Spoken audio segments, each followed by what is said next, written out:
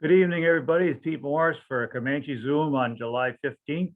This is the one we've all been waiting for on how to get to AirVenture safely and on the ground in one piece. It's going to be very interesting. We also, because of the safety factor of it, have gotten approval for wings credit. If you want to do wings, you need to be sure to fill in the registration form for this the Zoom. Yeah, come on, there we go. Oh, there it was, back.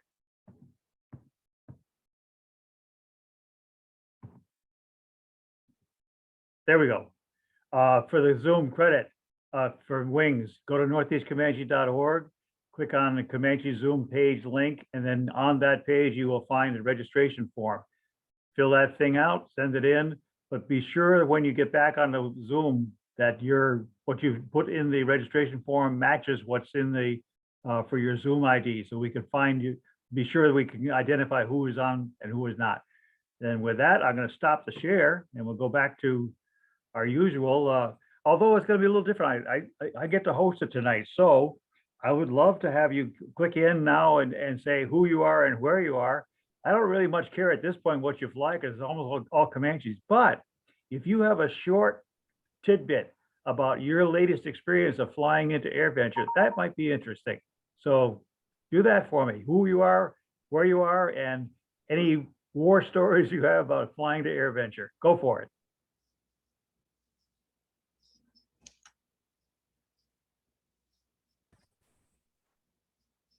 Nobody's been to Pete, AirVenture. I'm Bill.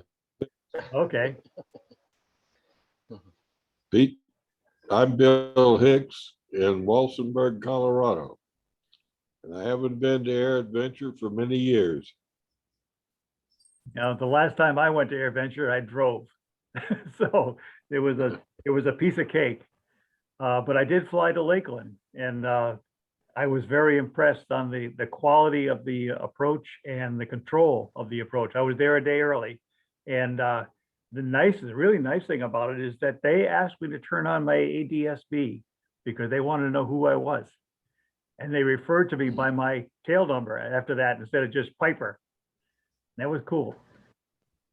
Something to make it a little bit easier. Well, Okay, anybody else, kick in who you are, where you are, and any short story you have about going to AirVenture. George Merriam in Western Massachusetts. It was about 5 years ago, I think. We went in a Cherokee 6, kind of a nice flight. We came straight across Lake Michigan, inbound from a lunch stop in Michigan for fuel. And we came IFR.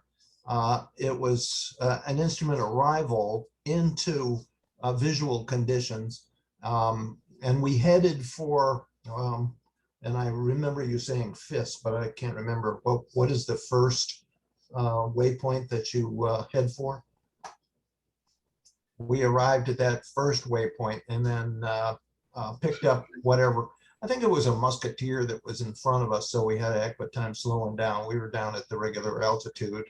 And just follow that guy, and they picked us up at Fisk, and you wave the wings at that point, and they tell you what your, as I remember, what your landing spot was. We got 3-6, and I believe it was the middle, and there's 3 colors, the end of the runway, middle of the runway, and down probably two-thirds of the way down the runway for your spot to land. We took the spot and ended up taxiing the rest of the way down the runway to tie down on the north side of the field. Yeah, we had a great adventure. If anybody else, click in and who you are, where you are, and any stories you have about flying to AirVenture.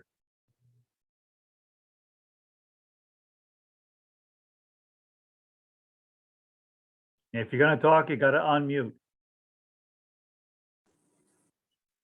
How's it going, Pete? It's John Gritsky down in Crystal Lake, Illinois.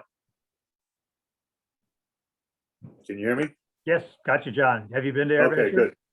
Yeah, so I flew in 2018 19, I think. I've flown in there a couple times, but I flew my 400 in there in 19, and it was I just lucked out on the timing, and it wasn't very busy. I got to Ripon. That was the waypoint I think Coach was trying to think of, but the one, that was about the only place that it gets busy or got busy that particular morning was right at Ripon, and you really got to have your head on a swivel, especially if you're by yourself.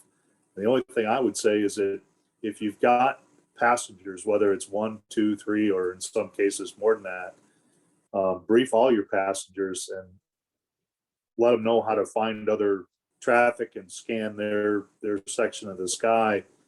Because I have gone into Lakeland a few times. This year wasn't bad, but a few years ago, coming into Lake Parker, where I was really happy to have 3 or 4 sets of eyes looking out for other aircraft. That's the only thing I would say is once you start getting close to Ripon or wherever the point is that they choose and designate this year to start, when you're about 20 miles away, you really need to start looking hard because they come from all directions. That's it. That's all I got to say. And looking forward to seeing everybody up there. We got a bunch of, I'm on mute. go for it. Anyway, I'm unmuted now. Jeff Gaskell, 90241 Pop. I've been to Oshkosh probably 15, 16 times now. And about the last 10 years in a row, minus last year, obviously. And I've been there about a fourth of the time I've flown in IFR, and the other 3/4 have just been through Ripon. And it's, the last gentleman's correct. Yeah, just keep your head on a swivel.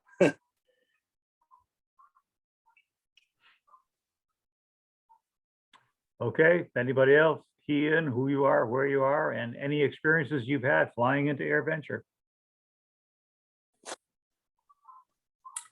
Hey, it's Milton Ames. I'm in Tucson, Comanche 250, 1959.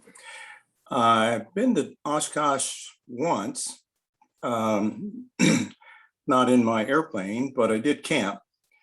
So I'll be arriving Friday, probably sometime in the afternoon, going to overnight in Omaha.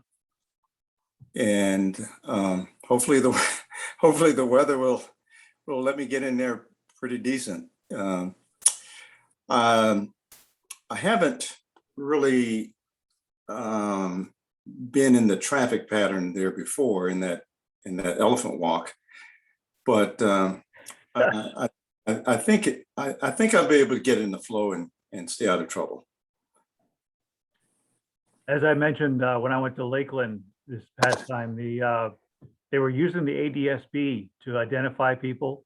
And I think it works excellently because they can talk to a pilot directly without having to say, hey, Piper, and get 5 responses. They could tell each individual aircraft that they have them or what to do or whatever. I liked it. Are they Yeah. letting you keep them on this year? Because in the past few years, they said to turn them off somewhere in the neighborhood of Fisk. Well, we'll find out tonight. We got a chance to Okay. ask questions to somebody that knows. That's the whole idea tonight. Okay. Well, EAA did a webinar the other night, and they want you to have it on. Oh, And good. That's great. I think in the Comanche Zoom notice that we got Monday or Wednesday, there was a link that takes you to that recording. Oh, good. Yeah, there's So- a wonderful YouTube thing on that from the EAA. It's about a half an hour long. It's a very good description, visual and Yeah. otherwise, of Yeah. the approach. And for what it's worth, I mentioned I've flown in IFR about a fourth of the time, and it really is easy if you can get the slot. That's the kicker. But it's real simple to come in. They always land basically 2-7 no matter what the wind's doing. And but it's just simple. In fact, I think the last 2 years ago when I flew in, it was down to about 400 feet misting when I landed, and I was the only operation on the field there for about 30 minutes. Wow. That was on a Sunday morning, I believe. Yeah. Did you shoot an approach to 2.7? Oh yeah, yeah. Oh, okay. So that's why they're using 2.7 because they've got a good approach. We did a visual into 3.6. Now 3.6 has twin runways. They use the taxiway and the runway. So you have 3.6 left and 3.6 right. 2.7 is just a single runway though, right? Correct. And it's as far as every time I've flown in, that's been the IFR approach. In fact, one day I landed there and it was gusting from the east at about 25. It was really squirrely. Well, And it was down to about 300 feet. And it was pretty exciting, but getting it on the ground, but at least you didn't have other planes right next to you when you landed. that's a good point, is that if they suggest that you use a runway that isn't favoring the winds, then give it a second thought, because we had landed and we pulled off and got onto the tie down spot, and we were busy tying down. The winds favored 3.6, and we turned around and somebody was coming in on runway 9. It was an RV7, and he messed up the runway because it was 90-degree winds. And he said, and he continued, and he destroyed his airplane because he couldn't get it to top without bouncing, and he tore the nose wheel off, and so he had to take his airplane back home on a flatbed. Ooh, that's too So, bad. yeah, the advice is, if you're know the winds, and then don't, take a runway that isn't of your liking. Don't do what they tell you to do unless you're happy with it. Okay, we're going to get a lot of these kinds of things, I'm sure, in the talk tonight. Anybody else? Key in who you are, where you are, and any exciting experience you've had flying into AirVenture.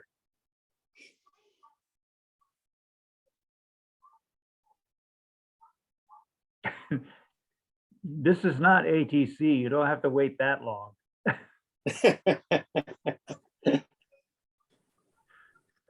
All right, I'll go. Tony Urbano. I'm down in Columbia, South Carolina area. Flown into Oshkosh, I don't know, about 8 times now. From South Carolina and even from Arizona one time. Been pretty much uneventful. A couple years ago, it was a debacle, I remember, though. I must have made that approach into Ripon about 5 or 6 times before I finally got in. And the last time they were trying to turn me away again because there was so much traffic, and I was up high. I have the theory of staying up top at 2,300 feet and just wide open throttle on a 180. I can maintain that 135 knots. So with no problem if I do that. And it's a little bit safer to be up top, I think. Trying to stay below at 90 knots on the Comanche, it's kind of, in mine, it's just kind of, it's soft on the controls, and you got people slower than you. It seems more dangerous. So that's my recommendation. Stay up at 2,300. It's a lot less people up there. But, the 180 struggles, but 250s, you got guys don't have any problem. And of course, 400 and 260s, no problem either. So that's my recommendation. I agree with the higher altitude. The most recent times I've flown in through Ripon, the Ripon VFR approach, I've stayed high and had real good luck. Yeah, I call it ripping into Ripon. Yeah.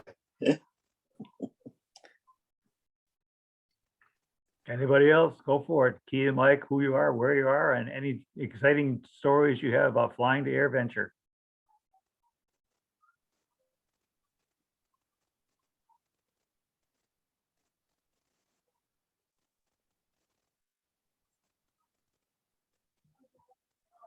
Didn't I see on your site here that they were talking about using a higher altitude for all the Comanches this year? Oops. Did I lose you?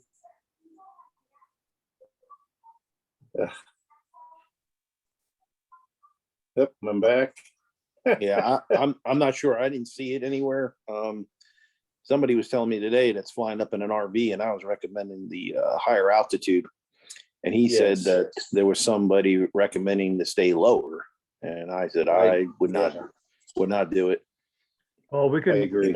we're going to have somebody with it as an expert on tonight to answer those kinds of questions. And Yeah, feel free to ask him. I'm not sure whether he's gonna want to have questions when they come up or put them in the chat window or wait till the end or whatever, but we'll figure it all out as we go along. Yeah, I'm the one answering most of the questions tonight, and I am deliberately staying away from the NOTAM and the approach. I'm only going to deal with things after you get on the ground. Okay, That's my area of expertise. So the NOTAM stuff, because they've changed the NOTAM this year versus last year, I just recommend if the EAA has a video out there, watch that or read it carefully. Once you get on the ground, then that's where I start taking over. Mhm. all righty. You heard it from the boss. So is someone coming in a day earlier than this kind of group arrival to get to get an area in Vintage? I'm not sure about how this is working this year. I'll be covering what the process and the policies of Vintage are once we get going with the meeting. Well, I know what they are. I'm just wondering, they change year to year. It seems. Well, they've been consistent for several years now. And due to certain groups taking additional liberties, they are being restricted excessively because I on the ground and the Vintage Division have to listen to everybody. Right. And so there are going to be limitations to what you can and can't do. What I put together talking to CJ is the best way to beat the bank within the legal rights or within the legal rules of the group. And that's what we'll discuss once we get going at 6:30. They're also facing a possibility of a massive amount of people being there, more than normal. So there's all kinds of things going on besides just the fact that people need to land on the at Oshkosh. The number of people coming in is could be historical. Yes, and I'll cover that all in one shot at 6:30 or 7:30 your time. Yeah, Did you say hysterical or historical? well, Both. either way. My family usually says hysterical. And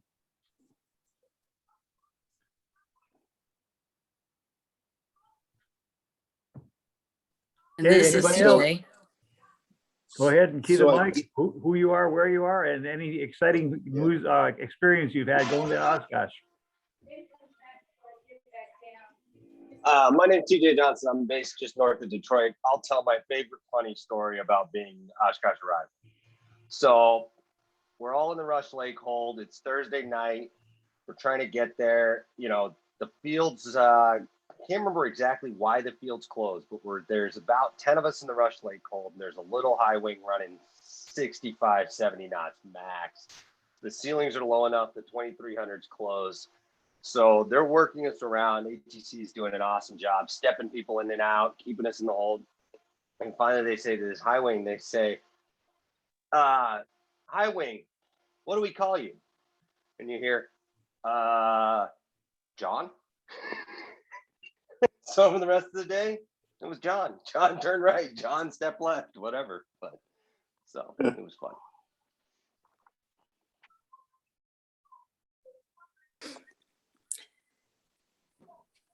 Well, Yeah, this is, as I said earlier, down in Lakeland, for Sun and Fun, they were using the ADSB.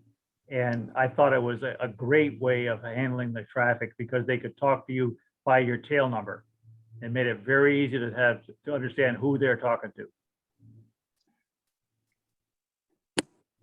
Hey, Pete, that I meant to ask you a question earlier when you said that. I thought I heard you say that they had asked you to turn on your ADSB when you went into Yeah. Lakeland. Did you have it off? Yeah, initially? I stopped partway down, had lunch, and got some fuel, and I forgot to turn it back on. It's on my my okay. nav lights. And so I was about 25 miles north of Lakeland when I started listening to the ATIS. And they asked me at that point to turn it on. Because I identified myself. I got you. I thought maybe you had it off on purpose and they asked you to turn it back on. No, I got the wingtip deal and it's hooked up to my nav lights, which I really don't like, but. Yeah, I got you. And I had literally just forgotten to turn it on. Yep. If you don't have your nav lights turned on, then you don't have the ADSB turned on. Correct. And if they are turned on, then you can't barely see your light, the gear lights. Well, it doesn't matter. The thing is that the ADSB has to be on. You know, I fly around up here in New England, so most of the time it's got to be on anyhow. I didn't realize that. When I first got my plane, it had ADSB, and I'm kind of old school. I've been flying a while, sort of country in my Starby with no electronics. I had the darn thing turned off, and for the first couple times I flew it, and I thought, shoot, I found out you're supposed to do that.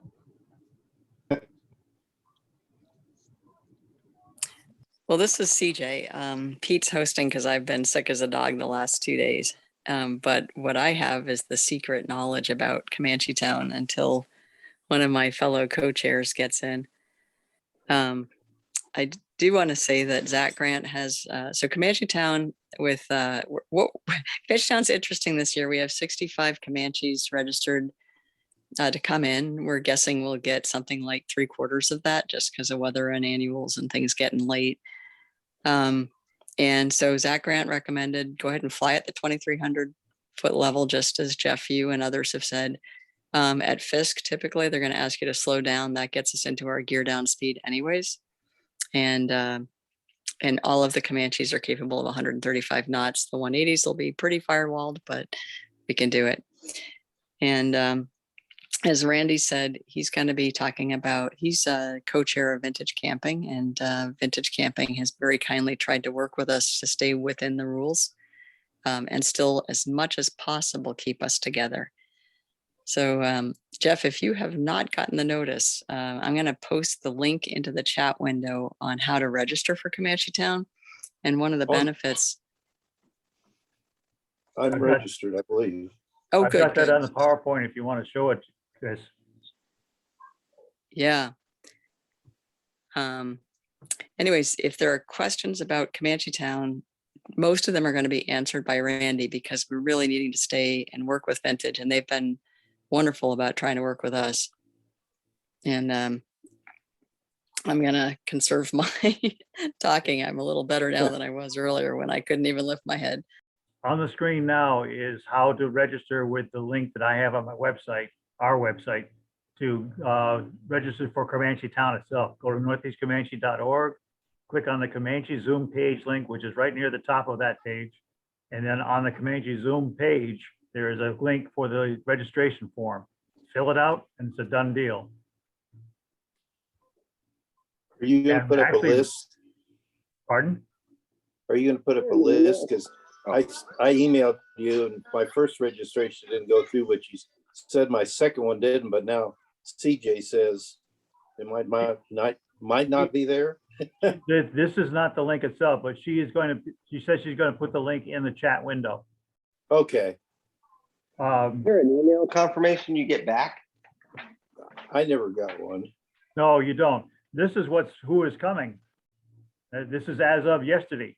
We have 61 Comanches planning to be there on Wednesday. And there are, well, let's see, what is it? Pretty close to 27 that are planning to be there earlier, so to fly in on Friday. So there's gonna be 27 people doing placeholding, and then we'll do what we can after that.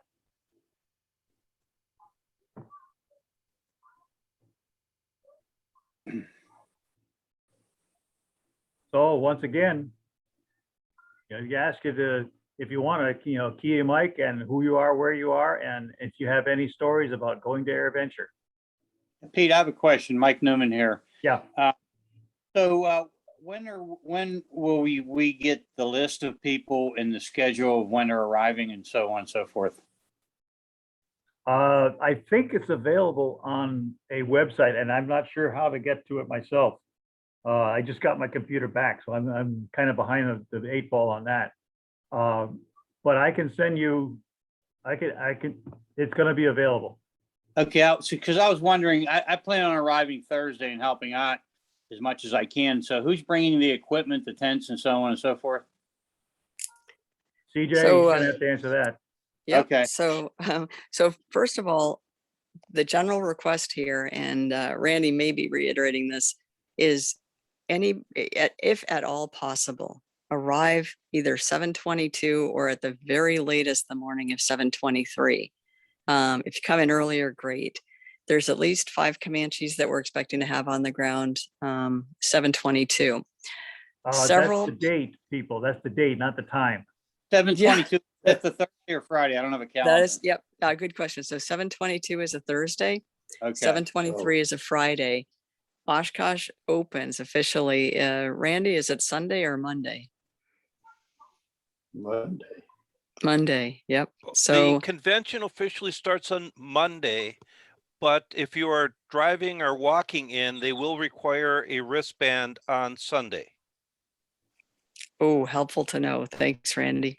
That is done because they ended up with too many people just showing up the day early, walking the grounds, and then not coming back and paying. So on Sunday, if you are flying in, you're past the gate, but you'll need to get your wristband on that date. If you're trying to drive in, you will need to have your wristband on Sunday. Mm-hmm. Okay. Thank you for that heads up. We'll spread the word. So as far as it goes, there is an assembly point. Actually, several people. John Gritschke's at 57 Charlie, and his airport's nifty, 3,000 foot strip. He's offered to help people there, and there's hotels nearby. There's the kind of the formal assembly point ended up being Baraboo, Wisconsin, where Joe Canepa, who's a twin driver with a company that's donating a cookout and refreshments, is offering his hangar for a head to AirVenture briefing. And so there's a discount rate for hotel rooms on that a local hotel's offering. Just tell them ComancheTown, and we're trying to sort out the final part of that information. So everybody who's registered will be sending you an email saying, you know, here's what's available for as far as getting there that'll help you. And then here's a little bit more about the situation on the ground. And that list, all of you registered, also you'll have access to this list so that you can find each other, because we are not all unfortunately going to end up in exactly the same place unless a miracle happens, which we're definitely not thinking is likely. But thanks to Vintage Camping and the organization that we're all working together to bring, we're going to be able to get a good core group in a great spot on the flight line, close to dining and showers and the gate out. So many thanks to Randy and to the crew there for allowing us to work with you to establish ComancheTown in a difficult year. Oh, and correct, sorry, John Gritsch just pointed out it's actually a 4,000 foot strip. It's 3,900 feet at 57 Charlie, and a great little place. Baraboo is Kilo Delta Lima Lima, Baraboo, Wisconsin. And so you all might want to jot that one down because it's a straight shot. You just go north. The route from there into Oshkosh goes right over Green Lake and Ripon, so it makes it really easy. And we are not doing formations or mass arrivals, but what we will do is do a departure briefing on the NOTAM, and that's being done by very experienced people who are very familiar with the new procedures. And in Joe's hangar with refreshments, and then we'll just all take off. It's at airspeed, it's a 17-minute flight up there for the 250s and 260s. Actually, for all of us, because we're all going 135 knots. Okay, we're getting down here to 7:30. The authority for this being a wings program is thanks to Rob Lennert here at the Bradley FISO, and we want to give him a few minutes to do a sales pitch for the wings program. So Rob, are you ready to go with that? Sure I am. Good, go for it. I'm going to suggest people go to the speaker view so you can see the people up close and personal who are talking. Go for it. Thanks, Peter. I'm not going to do a PowerPoint presentation and bore you guys, since just a couple weeks ago I presented that to you all.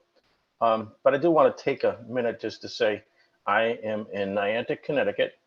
Earlier today, I was up, I think close to where you were, George, up in Orange, Massachusetts. Is that close to you, George? George Merriam? You're muted, George. I see you were talking, but you're muted. You know how to unmute yourself? Still muted. Anyway, I was up there presenting what they call a Charles Taylor Master Mechanics Award to a mechanic that had 50 years of safe mechanics, airframe and power plant mechanic work. And it's the most prestigious award that the FAA or our nation can grant to a mechanic. There's also a Wright Brothers Award that is similar to the Charles Taylor Award for pilots that have safely operated their airplane for 50 years, have their pilot's license for that long. So George, I see you're unmuted. Was I up close to where you were? Absolutely. As a matter of fact, John Futter keeps his airplane at, you up, John? He keeps his airplane at Orange. Oh, and I think I've had my Wright Brothers Safe Pilot Award for a couple of years now. Yeah, you have. So you were a recipient of that award. Yes. Awesome. Congratulations. Yeah. Yeah, Both those awards. Go ahead, George. We had to have the director of the FSDO come up. It was Wing's presentation at Northampton Airport. Oh yeah. There was two other guys that received their award at the same time. Mm-hmm. All it takes is pay attention for 50 years. Yes. Yeah. Be safe. Yes, exactly. Exactly. You got to have no intentional non-compliances, no enforcement actions against you. We as mechanics and pilots are human, and we're prone to make mistakes. The FAA has tried to be a kinder and more considerate organization, and realize that if we come and approach everybody with a hammer and judgment coming at you for every little mistake you make, that doesn't promote transparency between you and us, and is not a good open relationship. And so we have this thing now called compliance philosophy, which is the first thing we try to employ, which involves typically remedial training in the instance that you have an incident, and with the intention again of we want to promote things that make us better and safer as pilots. Another thing that just to make you aware of is the Wings program is available to you. It's something that we promote, and the reason why we promote it is it's a great tool for you as a pilot to maintain your proficiency and keep a record of it. One of the things that we as aviation safety inspectors do when we're investigating an incident or an accident, first thing we're going to do is we're going to look at FAASafety.gov and see if you have been engaged in the Wings program. See if you're participating, if you're growing your knowledge, if you're recording that information, if you're doing due diligence as a pilot. It's all recorded there, and it's an opportunity to I believe I'm not a pilot, so I'm not totally as conversant with it as as my partner Dan Carter is, or maybe some of you are that are CFIs, or but it's a means of also gaining, I think, a biennial review. Isn't that correct, George? Yes, it is. You have to have three, and it used to be 3 hours of flight along with your safety meeting. And isn't it only one safety meeting? I think there's different phases, is my limited understanding of it. There's different levels. There's 3 phases, I think. Right. And you have to get at least a phase, I think, to qualify for that. But I may be wrong. And I know Peter and CJ, we've spoken in the past about getting somebody who is in fact a pilot, unlike me, being just a mechanic, or or a mechanic, I shouldn't say just a mechanic, because we're important too. More than you know. So what Rob is not admitting is that he ran VIP. Is it VIP Avionics, Rob? Yes, yeah. Mhm. For 14 years at Hartford Brainerd, which was a really preeminent avionics shop, and then was the avionics guy for the Bradley Fisto before becoming the Fast Team program manager. If you have an older autopilot, I encourage you to tune in. Rob did this incredible, detailed ComancheZOOM relatively early on, so it'll be in the 2020 recordings on how to tune, configure, maintain, tweak your older Tweak, autopilot. yes, Yeah. Little tricks And to keep it running right. optimally. Mhm. I Yep, think that and was so June 18th, 2020 that it was on, if I remember right. That sounds right, Peter. awesome. The reason I mention it is we are hoping so that we've been very fortunate in the Comanche community to have 2 STC approvals for autopilots for the Comanche, but we still have over 100 pilots waiting for the 3rd one. And then we still have people who have good older autopilots like the Ultimatics and the Centuries and a few others. Those are fantastic autopilots that will work with some of our modern avionics, and they'll nail it if you can get them tweaked. Yes. So it can save you a ton of money and a ton of, well, not a ton if you're doing the ProPilot, but and some downtime if you can get your older autopilots working. And that ComancheZOOM that Rob put together has extraordinary detail. I think you must have gone through every old autopilot manual to put that together. And are we okay to send you questions if we have questions? Sure. Wow. I'll do my best to answer them. I obviously can't work on your airplane, but I can make recommendations to you. Perfect. Yes. That is generous. And we are grateful. So that's all. I just, for some of you folks that may save thousands of dollars, we have an old Ultimatic 3 and it really, they will work perfectly when they're working right. You know, even now, just because they're old doesn't mean they're not good, just like our Comanches. Yeah. Little gyro and go ahead. I'm sorry. Is your Ultimatic 3 got a little gyro display on the dashboard that if it's goofy, that the autopilot's going to be goofy? CJ? Definitely. Yes. Yep. Exactly. And when our HSI went high. Well, my plane's got one of them. It's a different, it looks like a little attitude indicator, but it's a different one. And they're having to try to chase down repair of it just to get my autopilot working. What's the model of it? It's an Ultimatic 3. No, I mean the gyro. Is it a 52D 66? I've got a clue. I haven't got a clue. Okay. I've flown the airplane twice now, and I hand flew it both times. He showed me the autopilot works and all that. And I thought, well, that's pretty cool. And punched it off and kept hand flying it. Yeah, there's some gyro shops that will overhaul that for you. There's even a new gyro if you want to spend the money available from Century Flight Systems that's compatible with it. And you said you have an Ultimatic 3. Is that a single or 2-axis system? It's a 2-axis with altitude hold and coupler. Okay, yeah.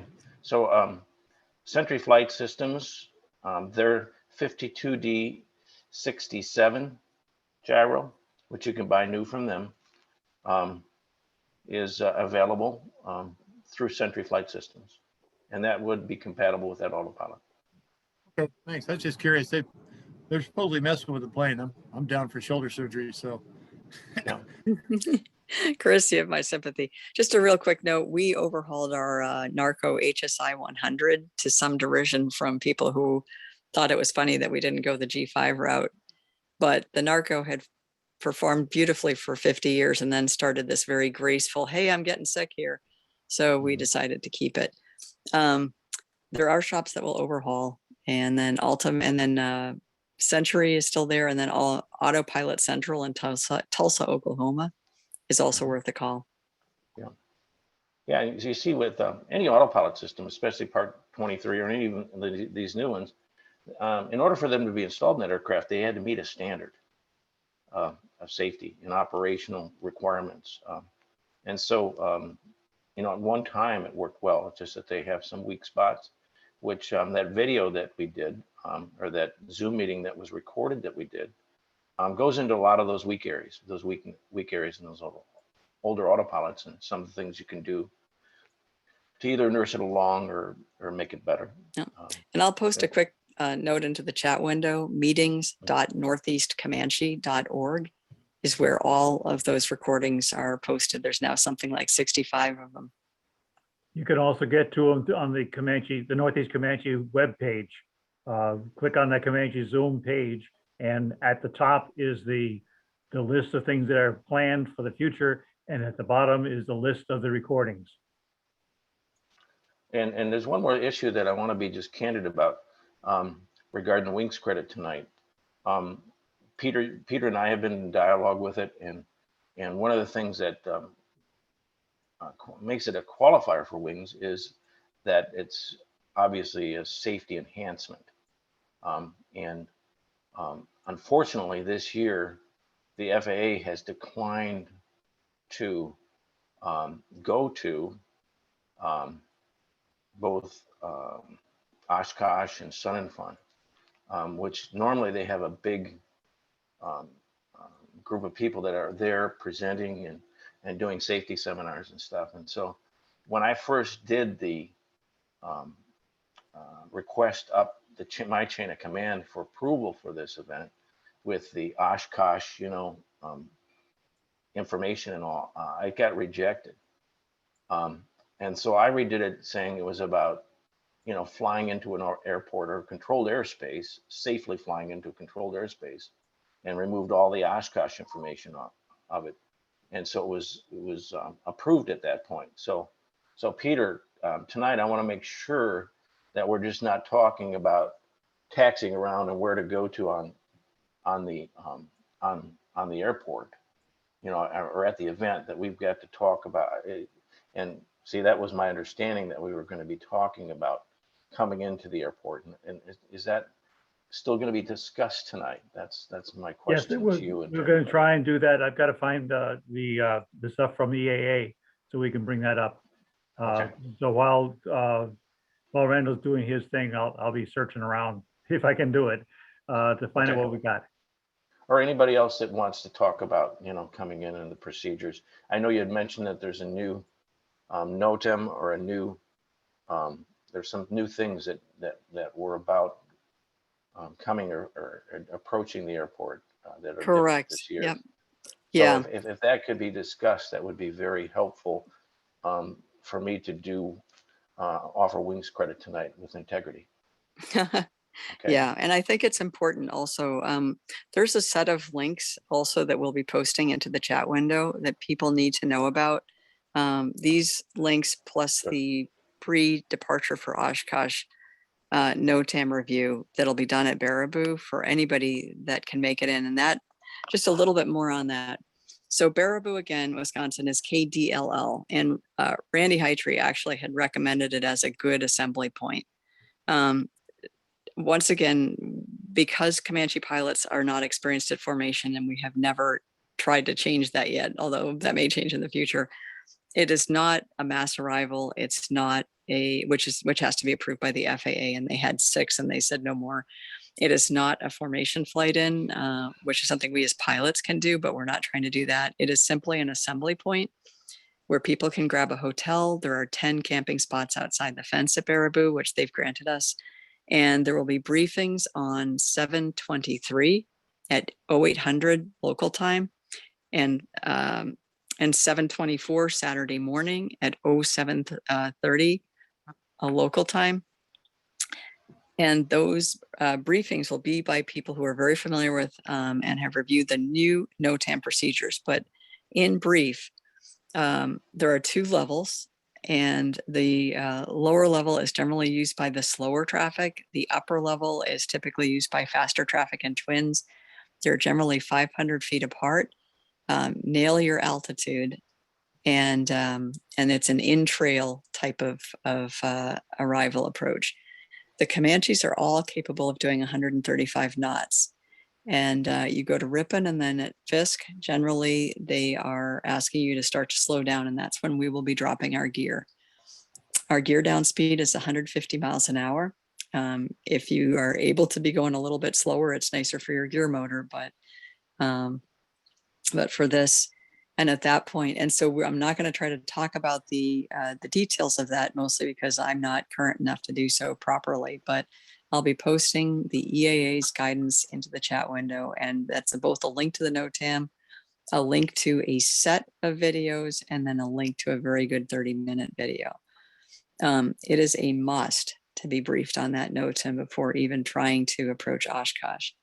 The reason that Baraboo was selected is because it is pretty much a straight shot to the main initial approach fix, which is Ripon. Because they're expecting record numbers of arrivals, there are now 2 additional waypoints that will be added if traffic becomes too intense. They are looking to not repeat the situation that happened when there was a lot of weather happening. And this is what Tony Urbano referenced. There was a lot of weather and a lot of airplanes ended up parked nearby at nearby airfields waiting to get into Oshkosh. And when the weather lifted, basically the entire world took off at once and tried to converge on Ripon, and everybody ended up in the hold over Green Lake. As a result, go ahead. The extra ones are on the screen now. Beautiful. Yep. And if you have an iPad or an iPhone, be aware that you can take your thumb and forefinger and zoom in on this, because that will help you to be able to take a good look at the approach procedure. All right. So Ripon's waypoint, just remember, everybody calls it Ripon, but it's Victor Papa Romeo India Papa. And Green Lake, there it is on there, Victor Papa, and then Golf Romeo November for GRN. The additional waypoints, Puckaway Lake and Endeavor Bridge, will come in use if needed.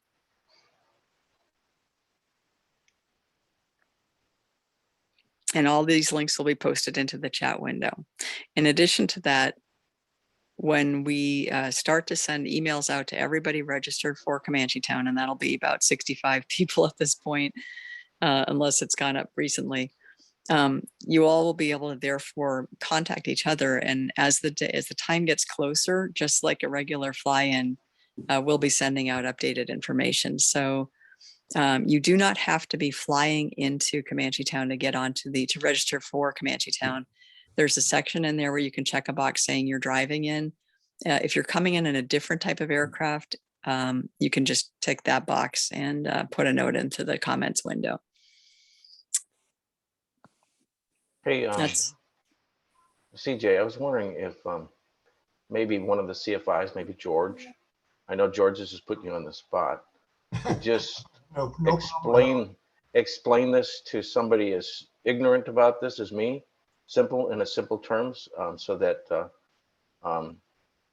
everybody could sort of go over this training here. Right. With the advent of GPS, you can just put any of these waypoints in on your GPS and proceed direct. Because by the time you get to Ripon, you're VFR. And so then it's a matter of following a visual chart. But if you put in Ripon and then put in Fisk, you're going to be in real good shape. And then you'll be at whatever altitude is suggested. But, I would say it's a mandate that you listen to the AOPA video on the arrival. And that could be a qualifier for the arrival at Oshkosh if you listen to that AOPA or watch the AOPA visual. What is it, a podcast? The link, the invitation that I sent out has a link to the EAA one, which I say is an excellent presentation of the whole approach. Starting, they mention these four as their possible, to get to Ripon, and then once you get to Ripon, is where you get down to this approach. That's it, right there. And then, it shows, but you're going to be directed, the microwave tower. This is how we went to runway 36. This will take you to runway 9. But it's all visual. And with ADSB too, they'll probably have your tail numbers, so they'll speak to you direct, but they will talk to you. You don't talk to them. They'll talk to you when you get to Fisk. So, and the other thing is, you were talking about being proficient at formation flying. Well, guess what? When you're in the traffic pattern, you're formation flying. So don't say you're not accustomed to it, because every time you fly the airplane, you're flying formation in a traffic pattern. You're following the guy in front of you. And it is formation flying. It's not going to be close, but that's formation flying. So admit you already are accustomed to formation flying, and just pay attention to the guy in front of you and listen up and keep your eyes on a swivel. Another George, thing what that I type would of spacing? mention, Oh, I'm sorry. in my experience of going to Lakeland, listen to the ATIS describing the approach from 50 miles out. Oh, yeah. Do it 17 times as you fly those 45 miles to the point where you're coming into the pattern. Just so you really understand it, they do a great job on the ATIS of explaining what you're going to be expected to do. Simple and great. Right. So we did ADSB. No, we did GPS direct to Ripon and then follow the railroad tracks. And by that time, you're low enough. You're 1,000 above the ground. You just follow the railroad tracks until you get to Fisk. And then it will be totally dependent on what runway they're using, whether you're going to get a sharp turn to the right or continue straight ahead for runway 9. Yeah, this is the straight ahead, and this is the turn to the right.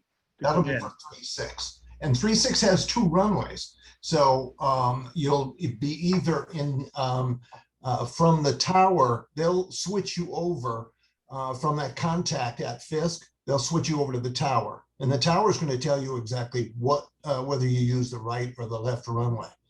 And you're still just following the guy in front of you. And I would expect, too, that you'll all be at the same altitude at Fisk. So the higher airplanes will have to come down so that everyone is at the same altitude at Fisk. Peter, I've got a couple of questions, if you wouldn't mind. Go for it. Are the waypoints Ripon and Fisk typically in a GPS database? Yes. Yes, they are. Okay. But they are not. They're not in as at those. Ripon might be. I think Fisk is not. It's only 4 letters. So you have to find what is the actual Fisk. Fisk is the name of a town. Yeah, that's right. And so is Ripon. Oh. Fisk is not. Okay. You got to follow that railroad track. Okay, so Fisk is not something you can enter. No, but Ripon has a 5-letter GPS. I gotcha. But you could look at the lat long and enter a waypoint in if you wanted to go to that extent. Yeah. Like George was saying, you're basically going visual at this point. You would not be IFR at all on this part of the approach. Right. And then what type of spacing would you expect once you get at Fisk? You know, you know. It's going to be dependent on, like I said, we were in a Cherokee 6 and there was a musketeer in front of us. And that guy was, he at best, he was doing 90. And so, and we had a larger airplane and we were struggling to stay below at 90. And so, I don't know, you can S-turn, add flaps for heaven's sakes, slow that airplane down. You're used to doing slow flight. You can, I'll tell you what, you can slow down a Comanche. So in the video from EAA, they discourage using S-turns. They would rather have you going straight if you could possibly do it. Or just break out of the pattern. Yep. By the way, Ripon does have an identifier. You can put that identifier. It's on the previous page, I believe, for 2 pages up. Yes, it is. Yep. So it is in the database. You can put it in ForeFlight or even my 496. It comes up. Here it is. Yeah, it's on your charts. Visual point RIP, and here's visual point green. So that's how they come up with the name. Visual point RIP. That's it. So the answer to his question about spacing is a half-mile trail. That's what they encourage. In fact, you just passed it there in the NOTAM. If you scroll up just a little bit, it's half-mile trail. Yeah. Right there. That's the answer he's looking for right there. Having had this happen to myself and seeing others in the same situation, if you can stay upwind and above the wake turbulence of the guy in front of you, or the guy in front of him even, when you're low and slow, it's a real attention getter when you're 90 degrees and in somebody's turbulence. So keep that in mind. Yep. This is CJ. I'm going to ask that we continue this later because Randy's got limited time tonight, and switch over to a key issue for the many Comanches looking at parking in vintage parking. So, but this conversation is not going away. It is it's being pushed down the stack, and then we will return when Randy is done with what he's going to be talking about. Randy Hytry is a vintage camping veteran and co-chair. He has a 180 himself, and he's an A&P and just somebody who's got a fount of knowledge. So Randy, thank you so much for coming on, being here, and helping us learn how we are going to handle the matting crowds. Well, it is going to be a crazy year. We have 2 years worth of people who want to type clubs. And can I get a share screen? Yes. Hang on.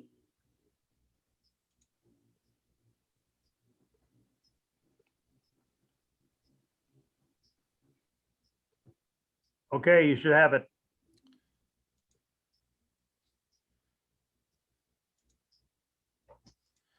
And I've got just a little bit of the field. A couple of things. Somebody was talking about S-turns. About 1995, we lost 2 planes on final with S-turns, trying to keep faster planes and slower traffic. That's why they no longer recommend that. Now, because of last year being shut down, we've got 2 years of people who want it to be Type Club. The Type Club area is not the best Zoom, but it's we call this West Triangle over here. And basically you put in to get in there and you're on a waiting list. They have told the people, some of the groups that were last year's Type Clubs, if you show up as a group this year together, we'll park you together, but we will not give you any space in Type Club. As a result, we've got like 6 groups coming in on Saturday as groups who want to park together. And that includes 30 air coupes and other odds and ends. I'm only dealing with once you land on the ground. I will be in Oshkosh in less than 24 hours from now, and I'll be there for the entire time. So I don't fly in, I drive in, and I spend my time there. I will, if you have questions, just kind of interrupt, and I'll try to answer them as we go. And then we'll kind of cover what CJ and me have been discussing now for a couple of months. What happens is this here is the Papa 5 taxiway intersection. Now, basically my position is I'm one of the co-chairmen with the Vintage Flight Line, and I take care of the entire south end of the field. Now, what we do when you come in, we generally start parking from the north to the south. Now, in the past, Vintage has allowed people to reserve spots, but because of some issues with some groups, things got a little bit dicey. And Vintage, by the way, is the only area in Oshkosh that will allow you to reserve a spot. Everybody else is definitely first come, first serve. Now, they are not allowing being able to block out spots on the flight line side of the field. Yes, there will be the 195 area, and that always comes up. What about the 195s? The 195s is a unique situation. Anybody here fly 195? No. The first thing they teach a 195 driver to do is yell really loud, "I'm overheating." Because they do not cool well with the oil on the ground. And so what we did is we took this area around Papa 4, which we call our Magoo taxiway, or Magoo intersection, and we put the 195s there. It makes it a lot easier on the bikers because the 195s have a very limited field of vision for taxiing. They overheat. So you may see that area, and that area is by the discretion of the parking committee. And that will be in force again this year. Now, to get as many Comanches together as we can under the rules that are set, we have to do something a little bit different. And what TJ and me have been discussing, and then last weekend with Pat also, is this row right here is about the southernmost row that I park regular vintage aircraft. The section below that is where I put all my heavies. And I get anywhere from 3 or 4 DC-3s, 3 or 4 albatrosses, and anything else that comes in that is too big to put in a normal row without taking large areas of real estate away. And so what my proposal was to CJ is that when people come in, first of all, when you arrive, if you are a 1970 or older aircraft, you're more than welcome in vintage. If you're a 1971 or newer aircraft, you are not allowed to park in vintage. Now, we have ways around that a little bit, at least that we can get you to the group. When you come in, if you're vintage, have your big VAC sign put up in the window so everybody knows to get you down to the vintage area. Once you get down to the vintage area, I've talked to CJ and I've yet to see one, but there's supposed to be a ComancheTown thing you can put in your window so we know you're ComancheTown, because we will get ComancheTown. We have ICS flying in with their group on Saturday, and then we have people that just have a Comanche and don't associate with anybody. And we're trying to keep this at least with the ComancheTown. So if you have your signs up for ComancheTown, we appreciate it. What we're going to do is we're going to park the very first plane right here. And then we're going to fill this row. And then we're going to continue filling to the north. The reason I'm doing that is because the rest of the crowd is going to be coming to the south. So since we can't reserve large blocks of spaces, what's going to happen is those people who are showing up Thursday and Friday are going to start filling rows. To be honest with you, sometime Saturday, what I call the pack, that's the group kind of working their way south, these two groups are going to intersect. At that point, once they intersect, everybody goes south. So that's why CJ has been pushing very hard to, if he can get there early. Now, one of the things is my discretion is if we have both rows filled with Comanches, I will allow one more Comanche to end cap on the rows between rows full of Comanches. If they're not rows full of Comanches, then I'm not going to do that, because then I have to explain to everybody on why I'm doing it. And so that gets a little crazy. Now, if you are 1971 and newer, and I do know my Comanches a little bit, you're going to get bell rung. That's our term for bell ringing. So somebody's going to see something, they'll do bell ringer, bell ringer. They'll call out the end number. We've got the database, and our system will come back and say it is and it'll give us a year, make, and model. So if you are a 1971 and newer, I'd appreciate, instead of putting vintage, put South 40. What happens is the South 40, yeah, it's way down to the south there. But within vintage, we have something called Tony's Trolley. Tony's Trolley is a cut down minivan that is willing to run around our area, shuttling people in their gear. Now, what I told CJ is, when you look at the planes, I'm not the best artist. As long as you are within the tip of the nose to the tip of the tail, we don't care if there's more than one group parking there. So if you get shuffled down to the south and you want to be part of the ComancheTown, and there's room for somebody to put their tent here, maybe the pilot of the plane, but there's nobody on the left side, somebody else, they do have to pay for a separate camping spot because it is a separate camping spot. They can park over there. That way we can get a greater density of people within that area. Also, once we get to the point where everybody's going south, I'm willing to work with Tony's Trolley and coordinate for getting people up into the ComancheTown area. That is the best way under the rules that we can do it. The vintage policy is officially no groups more than 10 can be together. If you want to reserve spots, you have to go to 145 West. And if anybody's been down to the South 40, 145 West is the row directly in front of the showers down on the way south end. And nobody wants to go down there. So that's kind of what I propose that we do when people come in is we start at the south, we work our way north, we get as many Comanches in the group as we can. Then we make the ability to get other people who want to camp with them to get between the planes. I do need to keep the taxiways open for arrivals, departures, and more importantly, emergency services.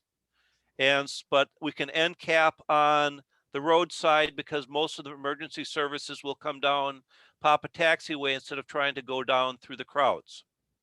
So that's kind of what the proposal is that I had put together. So now we can start with questions.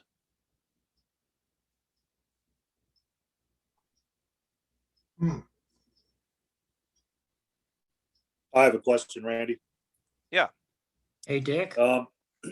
So my question is this, if Hey, I'm planning whether. I got two people talking, I need just one.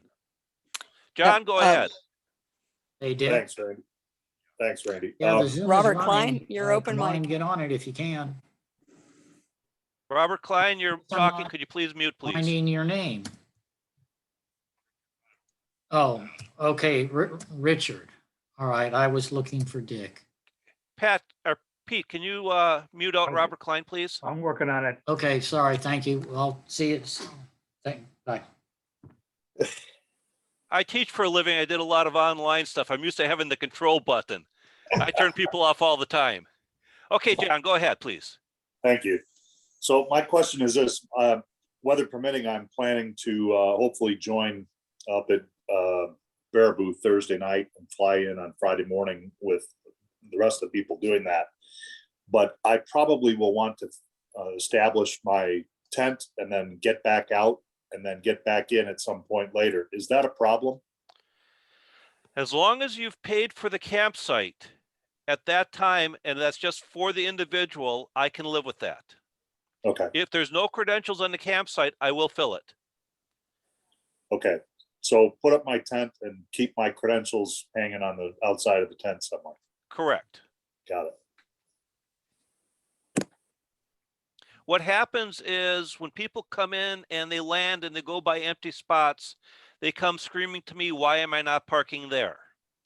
And then once we start doing what I call the churn, people leaving, people coming in, they start looking for available spots and says, I found a spot in row such and such. Now with the Comanche group, what I'm asking you to do is if you know somebody's leaving and somebody wants, that's a legal VAA aircraft is coming up, I want the one going into the spot up there before the one leaves the spot. We'll leave them in the taxiway. We shoot one out, we shoot one in. There's no vacancies. That answers my question, Randy. So you need. You just muted yourself, CJ. I'm sorry, I did that. I'm sorry. CJ, unmute yourself, please. Oh, thank you. Thanks, Randy. So that answers a question that we had as hosts. So as the churn starts to happen and we're looking to fill a spot that's being emptied out, have the upcoming bird that's got to go into an emptying spot on the taxiway. I want them in the row taxiway. I want them right behind the aircraft. So when one powers up, the other one goes in. Copy that. Okay, so because if there's a void for any period of time, then somebody else is going to say, well, I found a spot on and I want to avoid that. Copy. Okay. The other question I have is this set of drawings is actually great. And you described it beautifully as you went, but can you do a quick recap of your arrows kind of a flow now that we're all familiar.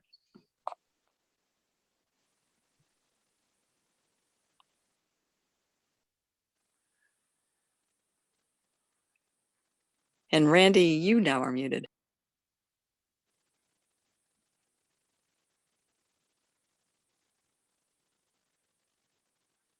He's getting a little mute happy.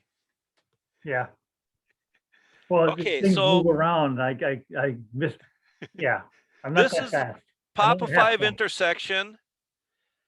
We will start by putting the first Comanche to arrive in this spot right here. Whatever the last row that I have of regular vintage parking. We will fill the row from west to east. The reason I fill the rows from west to east is because that way we are always taxing past empty spots. If I went from east to west, we'd be taxing down rows and it's harder on my bikers. Also, by doing west to east, we're always having somebody on the pilot side of the plane with the fixed aircraft to watch the gauging of the wingspan. So we will continue to fill going to the north. By the way, for reference, this is tall pines. You can't get closer for breakfast. So then as that is happening, the rest of the pack is going to be working its way down to the south. And at some point, you will meet. And then that will be the end of the area that ComancheTown will be able to occupy until somebody leaves. Please have your VAA, if you're 1970 and older sign, or VAC, excuse me, Vintage Aircraft Camping, in your window. Once you get down to the vintage area, flip up the ComancheTown so we know how to sort you. If you're coming with a 71 or newer, please put South 40. Then once you get on the ground, work with like Pat, and Pat will have be able to coordinate with me, and I can get Tony's trolley down to the south to get your camping gear up. So you can then intermix with the rest of the people in the row. If you do arrive after Saturday, and my guess is Saturday by noon at the very latest, we will be what I call south of the ditch, south of where the seaplanes are. And so the sooner you get there, the more real estate you get. And the seaplanes are where? Where's the ditch? Okay, let me grab another picture in a second. Not everybody is camping. Some people are going to be VIP parking. Right. And if you're VAP and you come in during that time, what happens is the parking and the camping are intermixed. And so if you are just parking, you don't have to pay for camping. If somebody puts a camping site in your parking spot, they have to pay for camping. So we do have to have camping in a spot. So let me get Oshkosh, grab I'm kind of a hybrid. I want to park in ComancheTown, but I have a trailer in Power and Water waiting for me. Is that a big deal? That's not a big deal. But again, if you come in with the ComancheTown and you are just parking for show, that is fine. But if somebody from the ComancheTown group that is down south ends up parking in your spot, they have to take care of making sure that they have credentials paid for.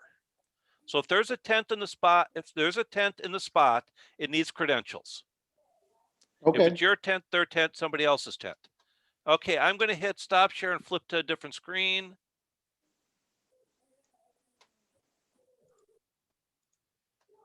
Randy's a professor in his real life and thus his facility with Zoom. So this is now a bare Oshkosh. And so where my pointer is right now, that is the Papa 5 intersection. Now, generally we come off, if you're going south, and we bring you south. This little darker area here is what we call the ditch. That's a drainage ditch. We have 5 rows of wetbirds or seaplanes south of that. This year, I also have 12 twin bonanzas coming in. And the twin bonanza has a 55-foot wingspan. So I have to develop a couple of rows for them. So there's going to be 5 rows of the wet birds down south.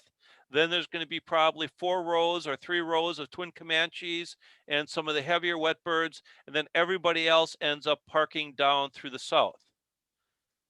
Now, where this turn is right here, this is row 145. Vintage area ends now about row 150. And we can only go to a line that's basically extended down from the Papa Taxiway. You can see the different color green there. That is kind of where our burn line is. So we will be parking through row 150. We do plan on closing this year. We will be full to the point where you will receive, if you come in on Tuesday or Wednesday, you may receive the information saying the airport is closed to vintage aircraft. It did happen in 2019 on Wednesday for several hours.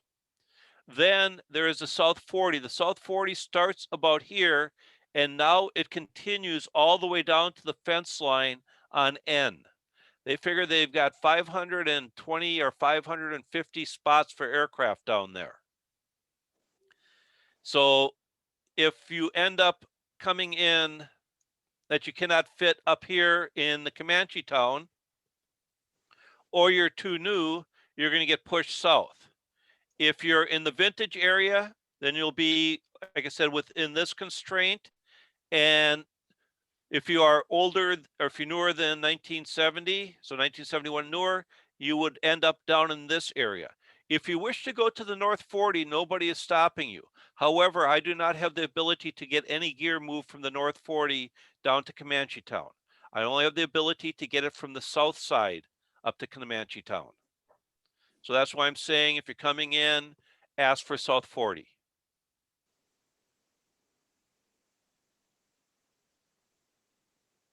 Couple of questions from the chat window. Let's see. So how many aircraft per row? Is 7? Yeah. Generally, it's about 7 aircraft per row. One of the issues that we deal with, and hopefully they will not have extended the speaker poles. Whenever they have a row with a speaker pole, they ask for 10 feet on each side of the speaker pole, and that makes it a 6-person row. They need to possibly go and do servicing of the speaker poles, so they ask that they have the ability, at least on one side, to get a vehicle there. So that shortens up our row just enough that we end up with wasted space and 6 planes. Another question, what are the windows to depart starting with Tuesday, the 27th? The windows to depart generally are 6 a.m. through air show, which generally will NOTAM shut about 2:30, sometimes 3 o'clock. Check that, it changes daily. Then after air show, after they get the convention tees, and that's the planes that are sitting up here in the show area, after they get this intersection cleared out, then they reopen, and that generally happens about between 6:30 and 7 o'clock in the evening. All departures have to be gone by 8 o'clock in the evening. At 8 o'clock, where NOTAM shut, nobody can leave. Thank you, Randy. That's super helpful. Is our location also right across from the ultralight red barn? So your location would be, like I said, where my pointer is right here. The ultralight red barn is actually up here. This is an older aerial view. Because here is the ultralight runway through here.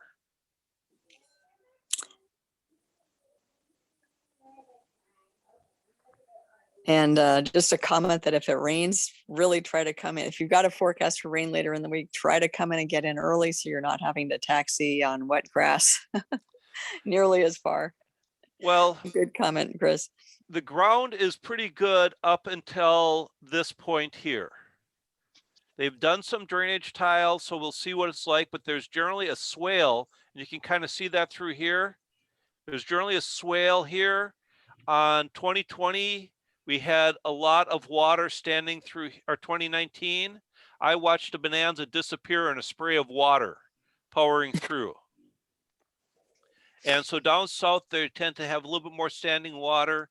EAA has put drain tile in with the understanding of trying to get an additional 550 aircraft, all of them through this point and all of them through a single grass taxiway down here is going to tax the grass conditions. Mm-hmm. So just a quick note about taxiing to all Comanches. Our twin engine aircraft design puts our engines right in line with our nose gear. For the singles, our aircraft design puts our propeller out ahead of our nose wheel. As a result, if you are taxiing on uneven ground, if you are a twin, go straight across. And the reason for that is that your engine height is consistent because your engines and propellers are right at the same place on your airplane as your nose wheel. So when you go straight across the swale in a twin, as your nose wheel starts to come up the other side, your engines and propellers are lifted with your nose wheel right at the same time. So that keeps you safe. And of course, if you're taxiing, oh, go ahead, Randy. That is the area, I just circled that area. That's the area that we've got a little bit of a go down and come back up. So it's for the ComancheTown area, or basically everything north of Papa 5, you have those issues. Once you get south of Papa 5, everything is pretty much level. Mm-hmm. Oh, that's good to know. That's really helpful. So for the singles, so again, for the twins, you know, well, for all of us, yoke in your lap, tires fully inflated, and then for the twins, go straight across if you're crossing a swale, and if you are a single, cross a swale at an angle. And the reason for this is that the cross section becomes much shallower. And and Randy, are the parking people going to get worried, or are they just going to be like, thank gosh, they're just in my general vicinity? Depending upon when you arrive, generally what they will do is they'll just point you down a row. And so you can use a little discretion to how you attack the row.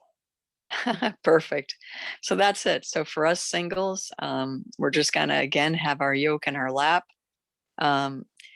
And then one other reminder for taxiing on soft ground or grass is to just remember to keep your power up a little bit more. Don't do big sudden power changes. So do a gradual application of power, but do try not to stop. And Randy's parking guys are trained to keep going so that we don't have to stop on soft ground, just because it's much, much easier if you can keep just a little bit of speed creeping forward. Any questions or comments? By the way, at this point, Randy's here to answer our questions. Let's see. Bill's got a question. What's the procedure for handling an event that requires departing the daisy chain? What do you mean by daisy chain, Bill? Or Randy, if you already know what he means, feel free to just we call answer. it the conga line. What happens is, depending upon if they are doing a 360 departure, we will have planes along Papa for all the way from up at Papa 1. What will happen is, whenever you're ready to leave the vintage area, we ask that you flag down a biker. We ask that no propellers be run in the vintage area without a biker in attendance. The biker will then ask you to pull your plane out of the row and point it towards the Papa taxiway or towards the east down south. At that time, the biker will get you to fire up. They will bring you down towards the burn line. That's our term for that line. That's the do not cross line. And then we will actually stop the conga line, get you into the line, and then let the conga line keep going. So we basically break the conga line to get planes in.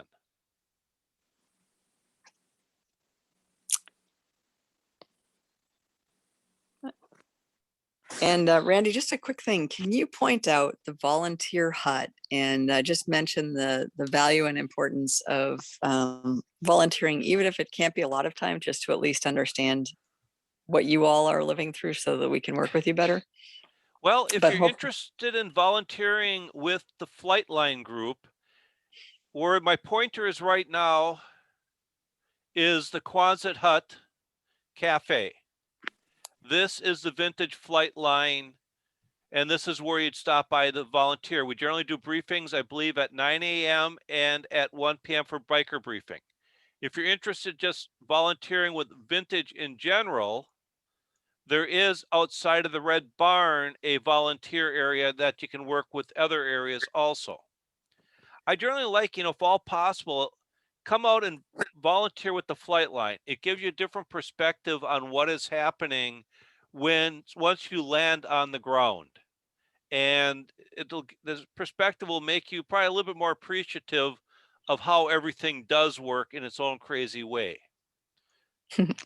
And Randy, can you mark that place where we can volunteer with the flight line with an X or a square or something? Okay, just a second. I will have to do it this way. You bet.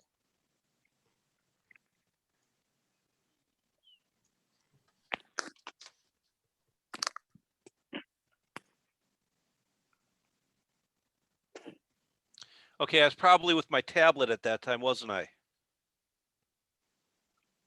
Likely, yeah, I apologize. I didn't mean to put you on the spot. So, okay, here we go. So for the Vintage Flight Line, now you can probably see in the tablet a little bit of the flight line stuff. Yes. Okay. Yeah, I was on the Google Maps, so sorry about that. Okay, so here is the Quonset Hut Cafe, and now it's the I forget what the place is. This is where the Vintage Flight Line for the bikers, that's where we base out of. And we do our briefings, like I said, at 9 a.m. and at, I believe, 1 o'clock in the afternoon. And if you're on the flight line, even if you're not biking, if you're working safety or crowd control, whatever, everybody with Vintage has to go through the briefing just to make sure that everybody's on the same page in case something goes south.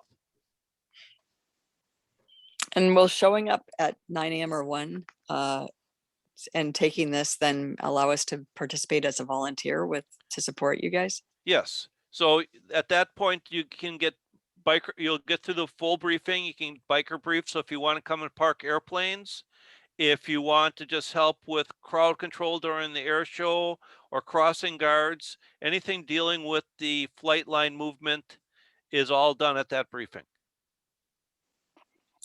Super. And we had a question on signage. So what Randy said is that, have your vintage aircraft parking. Is it VAC, Randy, that the sign will need to show? VAC. Yep. And to answer the question about is vintage aircraft parking allowed in ComancheTown? Yes, it is. Yes, because what happens once we get south of kind of where let's go back one notch. Once we get south of about this point here, it's mixed parking. We do not separate parking and camping. We used to separate it and it made another nightmare for us. So basically everybody just gets mixed together. So when you come in, if you are, again, just parking, we can stick you in the ComancheTown area, not a problem. Again, the reminder, if somebody puts a tent in that area, the tent does need to have credentials on it. A good question from Milton. Is there a soft surface plan? That depends upon where the surface gets soft. If you're in ComancheTown, there's never been an issue in that area for soft surface. If you're down south, we have moved the taxiway around numerous times. And let me hit stop share on this. And let's hit share on something else.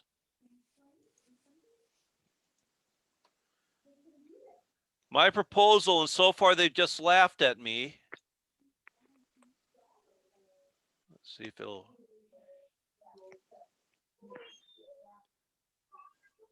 My proposal, if down south gets really soft, is this is a hard pan road that goes across the airport, comes up this side and ends up on 3-6 right. So hopefully we don't have to do that, but if everything down south gets totally saturated, that's what I've tossed out as our option to get people from the south side up back to the taxiway. So far, we're looking at the next 7 days of being dry and 80 in Oshkosh. So that means that we should have a good chance for the field to dry out. We can handle an inch or two of rain on about an every second or third day without any issue. If it's, for those of you who are around for 2010, the wet year, we had an incredible amount of rain. People were not even able to get into their campsites until probably that Sunday or Monday of convention. Question, Pete? No. That 2010 being the infamous splosh crash, if I recall. Yes, what we did is along the Papa taxiway, we had them taxi down and we pushed them off of this taxiway on both sides. Then what we did is we had them register with their N number and a phone number, and then we had them go and find their camp spots, stake it out, and come back to us. And then we set up a table in our back of our ops building with 3 guys on phones and computers calling the people as we could get them into their spots. Sounds like admirable response to unexpected conditions. Let's everybody just, you know, do our anti-rain dances. When would you like us to switch from our VAC signs to our ComancheTown signs? Once you get down past this show center, if you're landing on 3-6 right or left, or if you're 3-6 right, they're going to bring you the far way. If you're 3-6 left, they'll break you off. If you break off at Papa 3, Papa 4, or Papa 5, which most of you won't do Papa 5, but as soon as you break off or you get off in the grass, do not taxi directly across from the runway to the Papa taxiway. Some of these ditches along here are quite deep.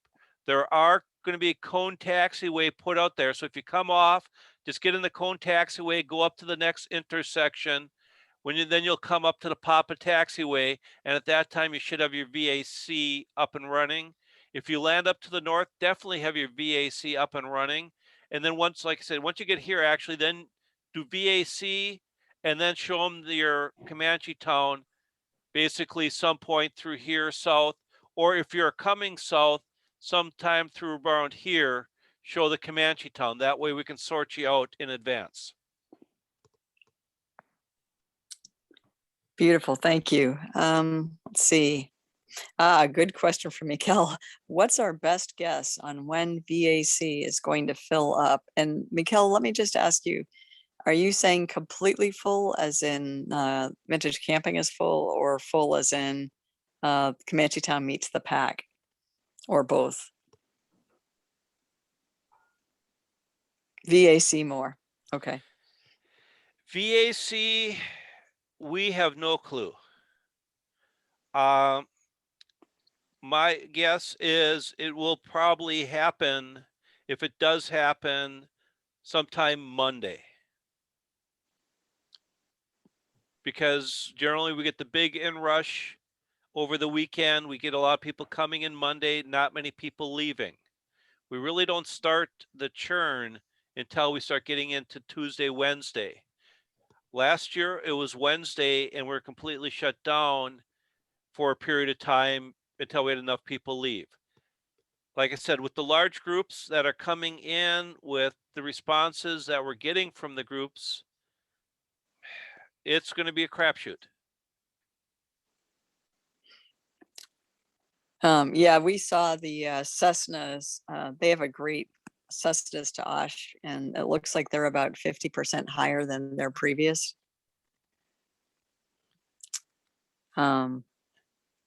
Let's see. John Gritchke, I just want to make sure your question was answered. And everybody, if this doesn't answer your question, feel free to unmute. This is a smaller group because it's people more focused on getting into and out of ComancheTown. And you don't need to go through me, although I appreciate you putting your questions in the chat window. Andrew Weingram, if you're able to unmute, I think your question is going to be shared with other people and it's somewhat complex. Sure. Because I'm actually residing in Camp Scholler, I'll be bringing a lot of gear out of my airplane that wouldn't be allowed back into the air show, like bikes and stuff like that. How will I be able to get gear back to an airplane parked in ComancheTown from Scholler? Again, get a hold of me. I get a hold of Tony's Trolley, and they've got all sorts of decals on their windows that get them through all sorts of gates. Okay. Which is also note, if you decide that you're trying to get food into the grounds, or you're trying to get supplies into the grounds, coordinate with me in advance, because down here's the ultralight area. There's actually a gate through here. Just a second. No, right here there's a gate here at the end of Ripple. And so if you have people bringing in things that you need to get shuttled over to ComancheTown, you cannot get through the gate at Ripple, but you can get the stuff to the gate at Ripple. And then you're, 400 feet from ComancheTown. And if it's large or bulky, work through me and we can arrange to have like Tony's Trolley or a green machine shuttle the stuff from the intersection of West Ripple, the gate right here, over to the ComancheTown area right here. Did I miss a contact info for you or anything like that? A texting number or anything like that? I will be occupying this spot right here. I don't have a problem sharing my contact information, but be aware that there are times that I will be ignoring my phone. If you do, You can also contact any of the ComancheTown co-chairs. Pat Donovan, Zach Grant, and Pete Lautensack in particular will have Randy's mobile number and will be more familiar numbers to him. Well, hopefully sometime Sunday we'll pass out numbers because I've been remiss in putting them in my phone. You bet. We'll be sending the ComancheTown list out, and let's see. I'm going to put a note down in my own notes, and because I'm still not thinking with a functional brain, Murray or Pete Morse, if you could just remind me to make sure that that information gets in about the co-chairs, who to grab, and Randy, you let me know, and we can either make your cell phone available with impunity, or you can funnel it. We'll work with you either way. well, actually, it's probably, well,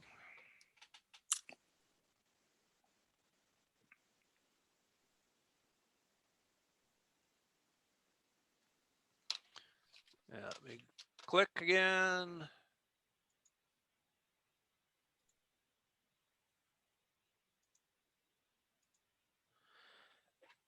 There is my cell number.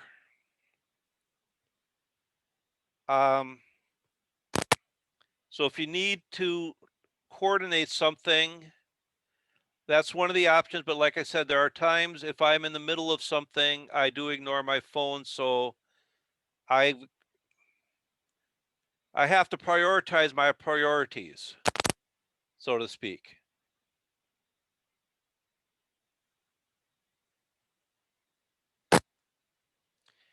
And generally, I asked if you can let's say you need something moved, bringing in, give me about an hour's heads up, because the people are running around for a lot of folks. So instantaneous response will not be probably an option in most cases. Randy, I have a question that sort of follows on to my earlier question about leaving a tent with credentials on it. If I do that and leave it, for a day or two, let's say potentially the camping gets closed, like you said, you expect it to get closed. How will your crew know to let me back down to my spot? If you do leave your spot, what you need to do is you need to make a sign that says row whatever. Okay. And that way, when you come back in, you hold up your big sign that says row 93, 94, whatever, and then they know that you're going back into a spot. Got it. Thank you.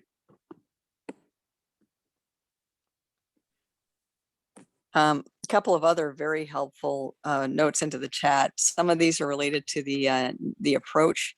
Let's see. Text. Sorry about the delay, folks.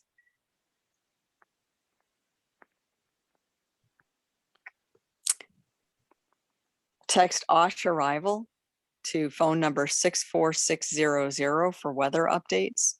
Again, you can text to 64600 for weather updates at Oshkosh. Milton Ames, thank you for that. That's super helpful.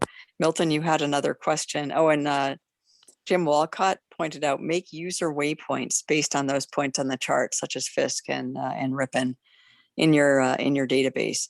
And one more thing, make sure you are able to insert waypoints in if you are going to be wanting to use that. This is all VFR and the NOTAM and the arrival procedures give you very, very good descriptions of what you're going to see visually.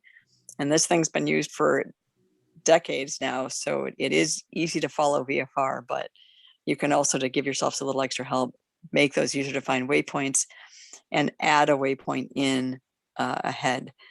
And the NOTAM will tell you if the additional waypoints are added in, and that will be published on the ATIS. So monitor ATIS. Milton, you had one other very good question. Feel free to unmute if you want. Otherwise, I'm finding it. Where to get credentials after parked. Okay, so once you land,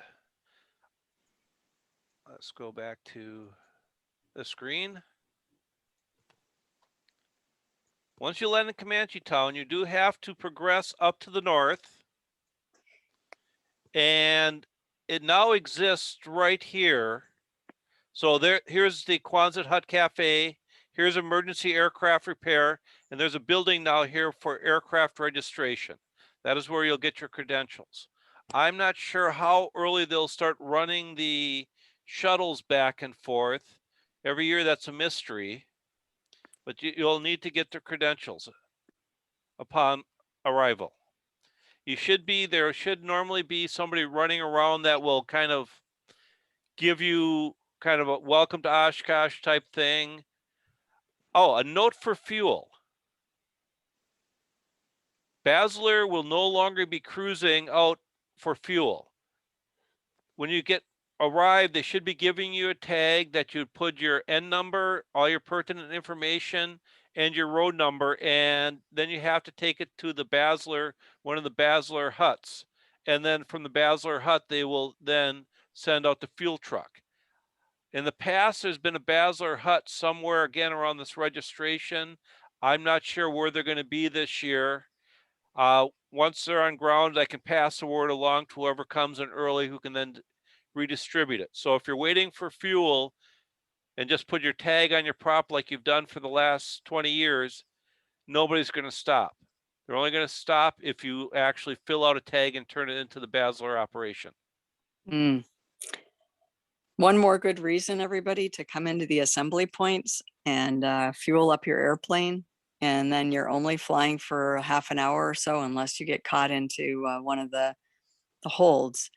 And you'll land, and all of our airplanes, even the 2-tank 250s, carry at least 4 hours. And then you can come back out, again, land. There are 4 regional airports with Comanche drivers there who have contacted the ComancheTown co-chairs to offer hospitality at their airports. We will include the identifier numbers and as much as we have about fuel prices when we send out the big email to everybody that's registered for ComancheTown. So hopefully that helps. Okay, there's a question from Mike Newman. I flipped back so I can look at the stuff. We start parking planes about 8 o'clock in the morning. Thursday morning is not under NOTAM, so literally you can arrive anytime you want. The NOTAM does go into effect at noon on Thursday. That's a departure from the past. In the past, the NOTAM's gone into effect on Friday morning. So basically, we'll have crew out there by about 7 o'clock on Thursday if you want to come in at that time.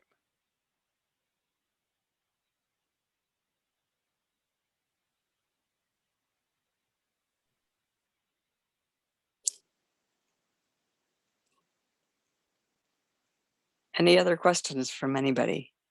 Yeah, a On- quick one from me, Jeff Gaskell. I'm going to be flying in either IFR or try to get there at the same time you get to Ripon. And what time is that again? We are on Friday. On Friday. Yep, we're asking people to come in over Ripon at 9:30, and that will get a big group of Comanches on the ground around 10 a.m. Friday. Okay, so I should shoot for 10 to be on the field safe. I'm coming in IFR then. Okay. Yeah. And Randy, this is a real, like, I know I'm asking you for a wild ass guess. And then Andrew, we'll get back to your fuel price question shortly. What is your best guess as to as to when people will no longer be able to get into the ComancheTown near the purple dot? By the way, if you're registered for ComancheTown, you're still part of ComancheTown, and we will have fruity drinks and we will be doing sessions, but you may end up needing to join ComancheTown as space becomes available. But back to the original question. When do you My figure? guess is sometime Saturday morning. Once we've got 5 groups coming in somewhat mass arrivals, including 30 air coops. And they're coming down from Wausau. The air coops, Sid Cohen does the air coops up at Wausau, and they have their little gathering the week before. And on Saturday, he brings them down en masse. And so that they generally get there, because air coops aren't real fast, about 10 or 11. And all of a sudden 30 air coops on the field, even if we can get 8 of them per row, is 4 rows gone.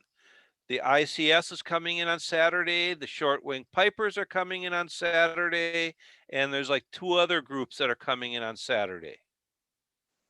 So my guess is sometime early morning, mid-morning Saturday, everything's going south. ICS planes you anticipate? What?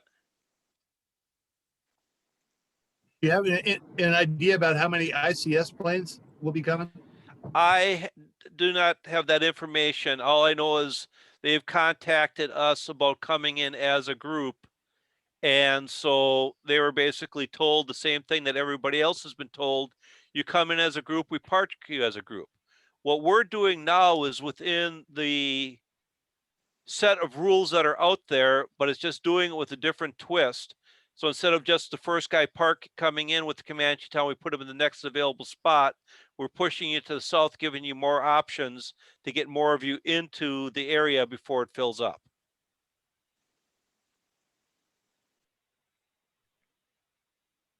And this is super. And just to be clear, ComancheTown has members from, gosh, every organization I know of. So we're expecting, so people in ComancheTown belong to ICS, don't belong to ICS. We're just happy to have you. So there's no worries from that perspective. Everybody's welcome.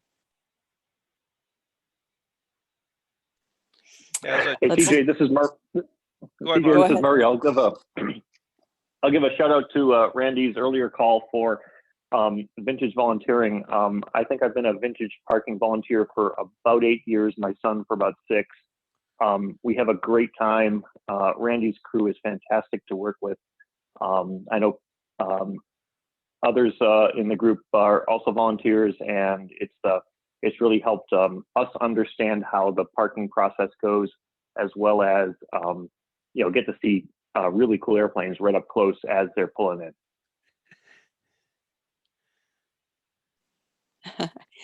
Murray, thank you for putting that note in. It is so helpful to have it from somebody who's been there and done it. And you and your son have been godsends to us and to Vintage. So thank you for stopping in and saying so.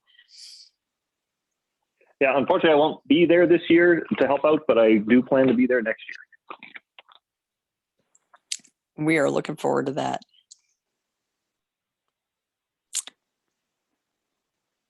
Well, let's see, gas prices. Randy, do you happen to know what the gas price is going to be at Oshkosh? No idea. Basler comes up with that magic at basically very short order. It's a commodity, so it'll be probably 50 to 75 cents more than you pay anywhere else, up to a buck and a quarter more than you pay anywhere else. So like CJ said, I mean, if you're coming from the west, Baraboo's a good place to stop. Coming from the south, a couple different small airports. If you're heading off to the north, Clintonville is generally the cheapest fuel in the area. Prairie du Chien generally does pretty good if you're heading to the southwest also. Yep. And we have offers. I'll just say it off real quick. We have offers from Charlie 29, which is Maury Field in Middleton, Wisconsin, which also is a great area. Just lots of fun things to do. Obviously, Baraboo, Kilo Delta Lima Lima, John Ritchie's field at 57 Charlie, and I am drawing a blank on the fourth field that just came in from another Comanche driver. But the great thing is that all of those fields will have local folks that know the area ready to help you. If heaven forfend, the weather gets really, really terrible and we end up waiting there, we may have some help getting hotels, which is really a good thing around Oshkosh, or B&Bs or lodging. So that'll again go into the email going out to everybody.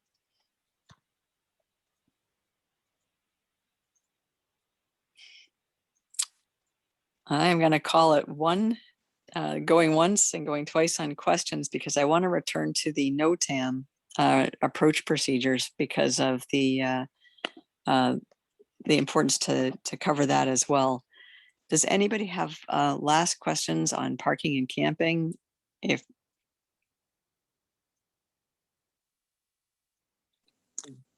If not, then I register.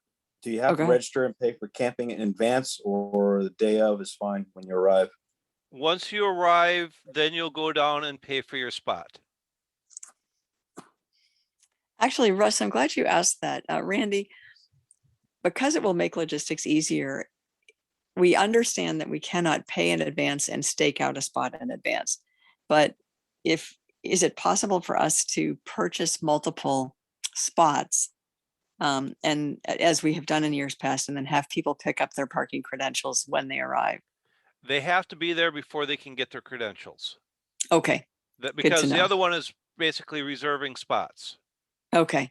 So once they are on the grounds, then they go and get their credentials, because depending upon, they may come in Saturday afternoon and all of a sudden, well, I'm supposed to be up there type thing. And we're not doing the reserving spots on the flight line. And with the large group, especially, it's a sensitive one, dealing with all the individuals who have to taxi by large spots. It goes back actually to the Piper Cubs of about 8-9 years ago. They told us they'd have like 100 planes coming in. They had about half of them. And we were putting planes down row 150, 155 with 8 or 9 rows empty right up front. Can you imagine how pissed they were when they finally got back down there, saying, why am I not up front? And so our goal is to dense pack everything so nobody has to taxi by empty spots and then get all wound up and ground up, and then we have to deal with them again. Yeah, I bet that went over like a lead balloon. Yeah.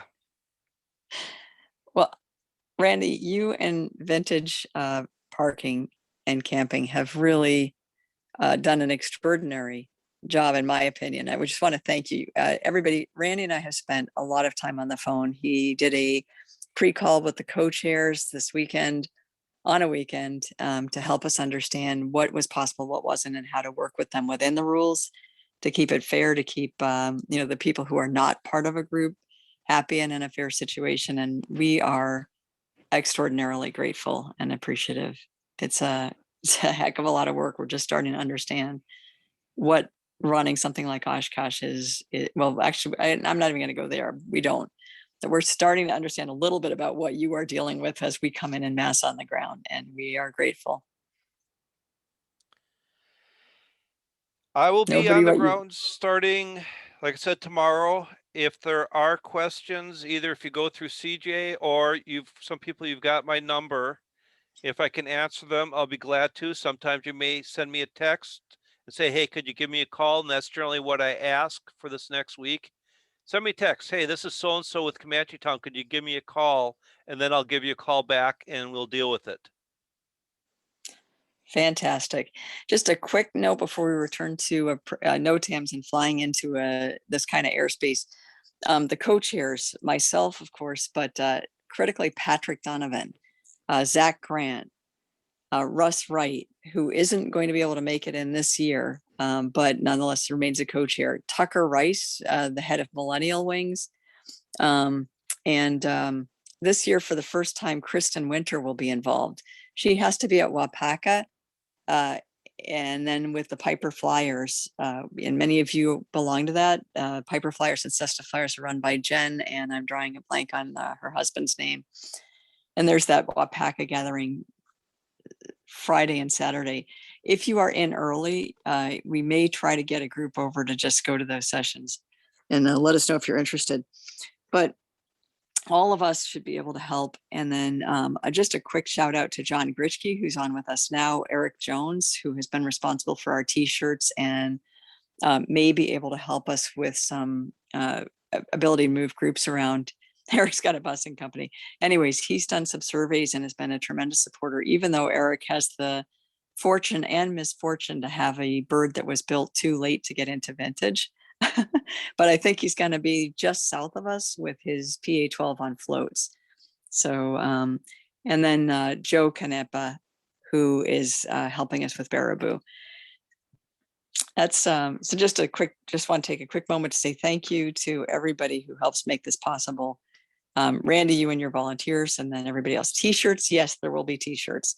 We've ordered more of the triple XLs, XLs, and XXLs, not a lot more. So if you know you're going to be wanting some of those big shirts, please, when you get the email out, write back and say, I want this many t-shirts, because we did not order a lot. Because after the end of this year, we go into 2022. Scary to think about.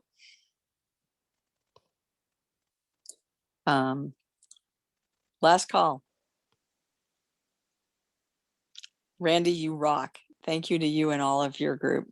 Okay, we will see you starting next week, Wednesday or Thursday, and fly safe. I'm out of here. Okay, thanks again.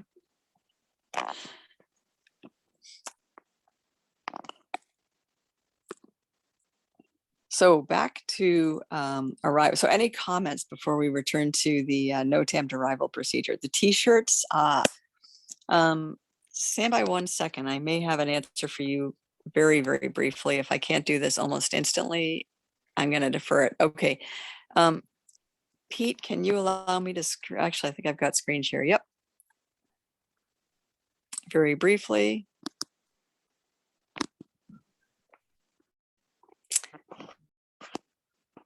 Here is a picture of the backside of ComancheTown. And it has the 2021 and at the breast pocket on the flip side.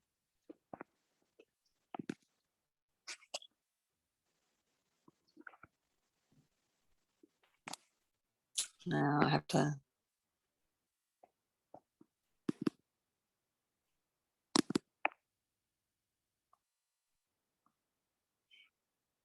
Okay, last call for t-shirt question. Any comments on the t-shirts? Like awesome, or make them in blue. Oh, go ahead, Chris. Cool shirts. I'm jealous you guys going to this thing. We're missing you, buddy. Where are you? You got a Comanche. Playing before it's time.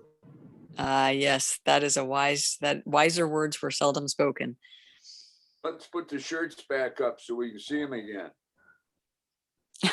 The t-shirt price is normally $15, and let's see, I will screen share one more time real briefly, and then we need to start talking about how to fly safely into these airspaces. Stand by. The shirts look wonderful. Thank you.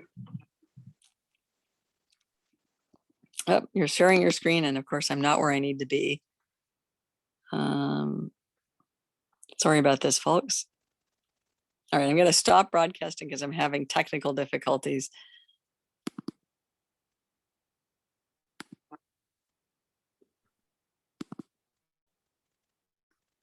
Okay, there you go. So credit for this design goes to Eric Jones. And John, do you happen to know if Eric worked with anybody? Because year after year, he comes out with these amazing designs. I have no idea how he did it. Nope. So the first one, 2018, was the first ComancheTown, was a light blue. 2019 was a white. And then this year, 2021, we have the lost 2020 year, and then 2021 is this yellow. The reason we pick lighter colors is because air shows happen when it is good weather, but that means sometimes it's hot weather. These shirts are of, we usually were able to do them for 10 and just get the very cheapest shirt. This year, we went with something that was even lighter weight, super soft, really, really comfortable, and a little bit more expensive to buy. So we're still selling these for basically just enough to cover the cost. If you feel like paying a little more for it, the proceeds will go to benefit ComancheTown. And we won't say no, but the 15 will just cover the cost.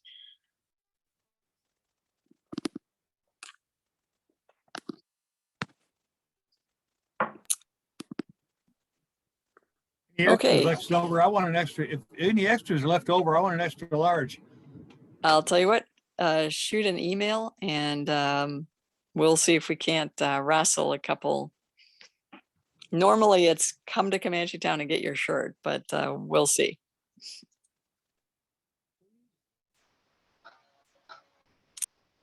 All right, let's talk about flying safely into busy airspaces.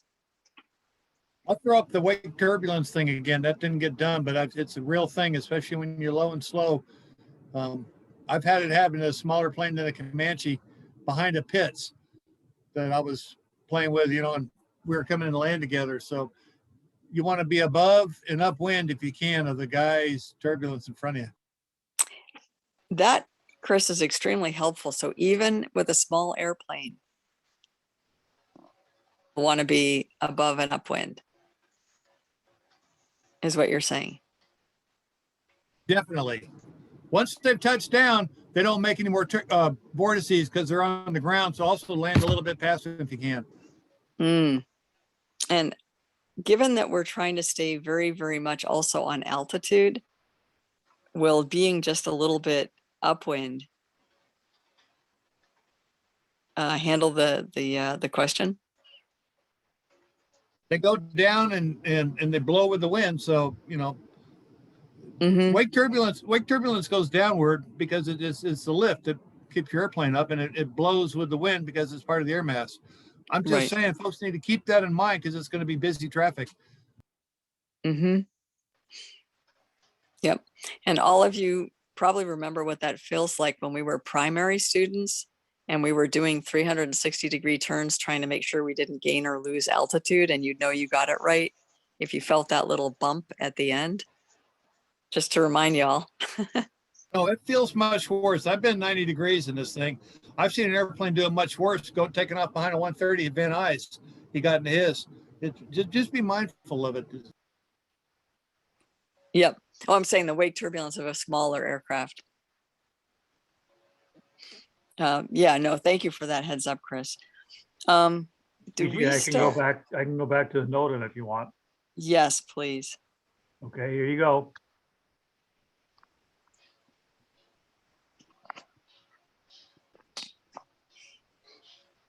So who in here has already briefed the NOTAM? I'm guessing John Gritschke has, and Pete, you have, yeah? I looked at it real quick. As have I. I am going to ask you to go ahead and walk us through. And George Merriam, are you still here with us? Yes, I am. Okay, super. This is a bit impromptu, but it is really critical because of the amount of traffic to know what this means. So can you guys, and go ahead with iPad 3, who has your hand up. Let me just.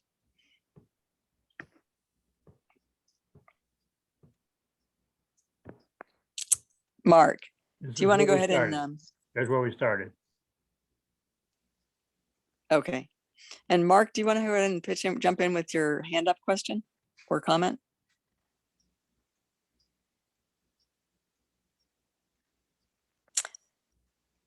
All right. So who was it that had briefed the NOTAM? I apologize. I wasn't looking to see your voice. Is that John? Or Tony?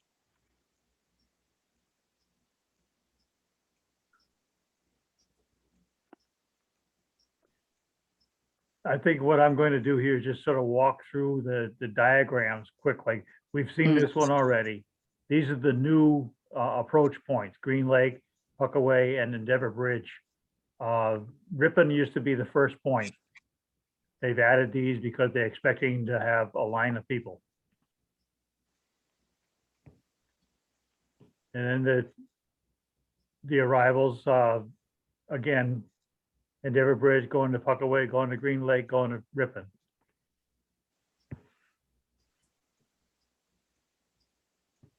And Pete, I'll just jump in here. I've briefed the arrival a little bit, but not probably as much as I need to yet. I know that we're all going to have to listen to that frequency to know whether or not they've instituted one of the additional arrival points. Right. The Ripon is the default. And if they add them, it's going to be further west, further west, further west. Then the VFR procedure, once you get to Ripon, is follow the railroad tracks. And then here at Fisk, which is the name of a town, at Fisk, you're going to either go straight in this way to land in this direction, or you're going to go this way and land in this direction. And this is the runway, the main runway. Now note that you're going to do that Fisk transition only when authorized by ATC. Right. And this is what it looks like on the ground. That video that I've sent the link in when I sent the invitation has these in color, and it's much more pleasant to see it that way.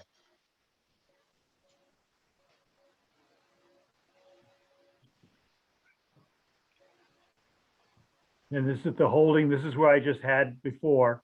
If there is holding at Fisk, you're going to hang a left and do this triangle around Rush Lake, back to Fisk, back out to the lake. If you're holding further out at Ripon, then you're going to be coming in and make a box around Green Lake.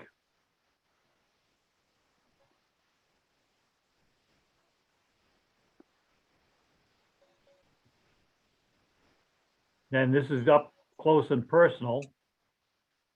Turbine and Warbirds are coming in this way, and they'll be landing here. IFR, we've heard about that already, is landing here. And if you're coming from Fisk, you're landing there.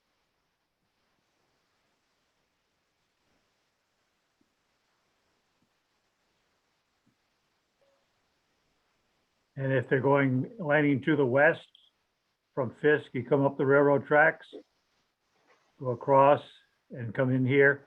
And probably, you know, they'll talk to you by your N number.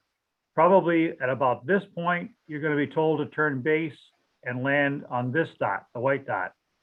And about here, you're going to be told to turn base and land on the green dot.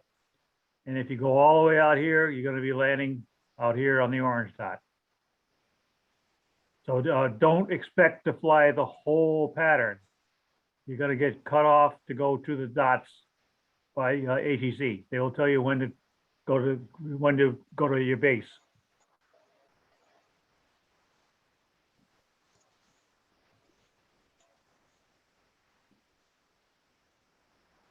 Here's the arrival coming in, going south on 18. Sorry, 12. 32? 32. 1836. 36. There it is. That's 36 left. Right. It's 18. I was right in the first place. Yeah. So it's 18 coming in that way. And again, coming in here, you may be told to turn your base to land on that dot. Told your base here and land on that dot. So theoretically, there could be 3 aircraft on base at the same time because they're landing on 3 different dots. Theoretically. And you're coming in from Fisk. This is where you're going due east and then up to land on the 1/8. If ATC tells you to do that. This is Fisk arrival again.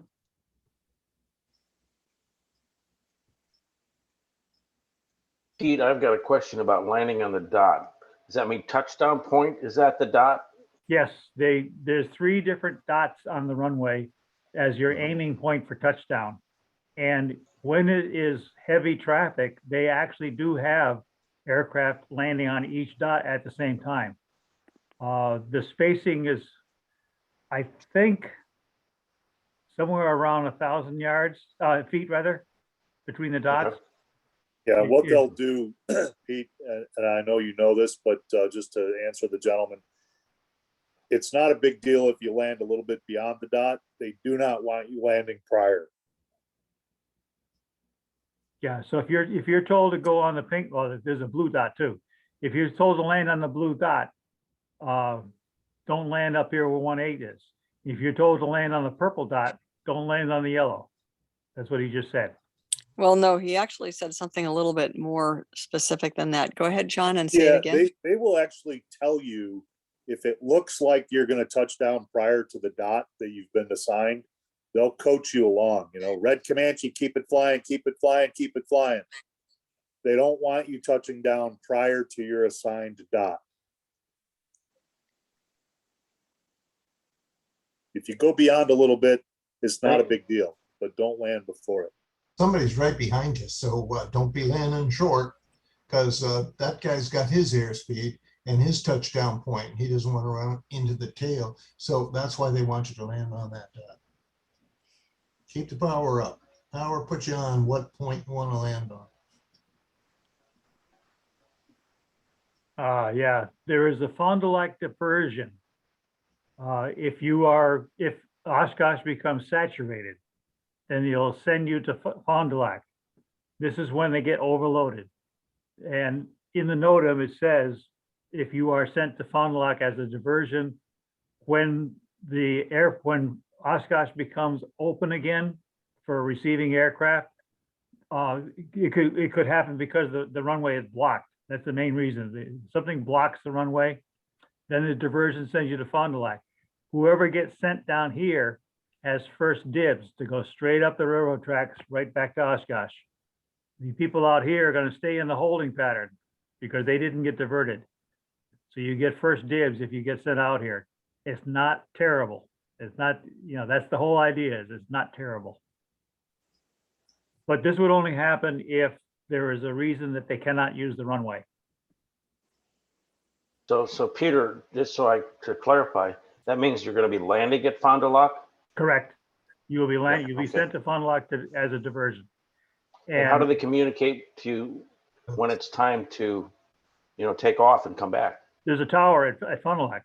There's an ATC tower, temporary tower at Fond du Lac. They communicate with Oshkosh and it's all coordinated. Yep. Okay. Pete, just scroll down a little bit because the answer to Rob's question is on recovery to Oshkosh right there.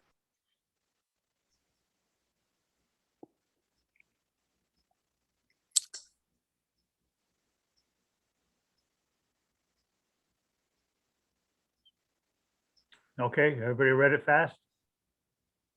Yep.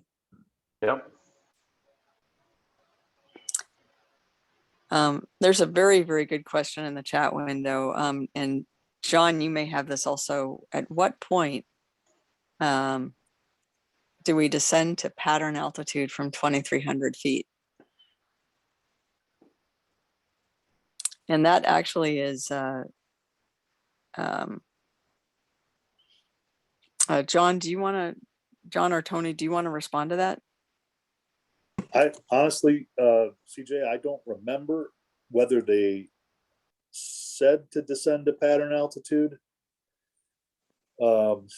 Actually, the last time I went in at the lower altitude anyway. So I can't really answer that question. Sorry. Yep. So it's a good question, Mike, and we don't want to give wrong information, so we're going to give no information. It's in the NOTAM, and I think it's at Fisk, but I'm going to be going and checking the answer to that myself. This is a nice page with all the things that you should do while you're on the grounds. Yep. And Pete, when you get down there, stop there for a second. There's the pop. See that P5? So there's the runway 36, and there's P5, Pete circling it with his mouse. That's the P5 that Randy kept alluding to. And ComancheTown is going to be established essentially not in there, Pete, but a little to the left of that. Yep. Okay. That's right. I remember the ultralight being there. By the way, that's a super fun thing. The STOL short takeoff and landing contest is a really, really big draw and really fun to watch. It'll be right next to us. There's departure information, which of course you can read as a bedtime story before you leave. Everything you ever wanted to know is going on. So George Merriam, as a general discussion, can we talk a little bit about briefing NOTAMs? Because it is, I was talking to a DPE who will, we hope at some point, be giving a ComancheZOOM on why pilots fail check rides. The DPEs are under some scrutiny right now, and they're all a little nervous to talk. But he mentioned that NOTAM is sometimes done inadequately by pilots. It is quite often overlooked. And so you plan a flight to an airport, and when you arrive, you realize that the airport is not only closed, but it's X'd out on both ends. That means you didn't check your NOTAMs. Check, NOTAMs. I can't understate the importance of NOTAMs. If you're going to Oshkosh, you better well know what Fond du Lac looks like. And you better know it inside and out. It will help you a great deal, because chances are you're going to get diverted to Fond du Lac, and it'll assure the outcome of it'll give you a leg up on the outcome of the flight. Notices to airmen. What we're looking at right here, it's a notice to airmen for Oshkosh. It's up to you to know what those procedures are if you plan to arrive at Oshkosh. What we're doing tonight, aside from the AOPA video, is essential for your trip into Oshkosh and the arrival procedure. This is totally essential for your attempt to get into Oshkosh safely. Yep, and it's an EAA video. There may be an AOPA video as well. Yeah, AOPA video. There's a series of the EAA videos that's on their site. I think there's a 5-part video about going in, and it's a little bit, I think it's pretty good. I agree with Pete. And there's even an example where they give you a YouTube link to a live ATC conversation of how not to do it. The guy that forgot to brief the NOTAM. That'll be fun. I spoke with ATC normally has a booth at Oshkosh, and so I went over because I was so curious. They said that they have the very best controllers in the country working Oshkosh, and that people compete to work the air show. It's like a badge of honor, because it's the busiest airport in the world for the 1 week of Oshkosh, and now it looks like the half week before. What Pete is circling is the changes for 2021. If you've been there a million times, pay particular attention to this one. These transitions one of the changes going on. Editorial changes they're little ones, but if you have an old chart, you're gonna get in trouble. Then there's 2 VORs that are decommissioned. So you're gonna be doing GPS fixes as opposed to VOR radials. And they've increased the width of the taxiway runways. It's now 60 feet.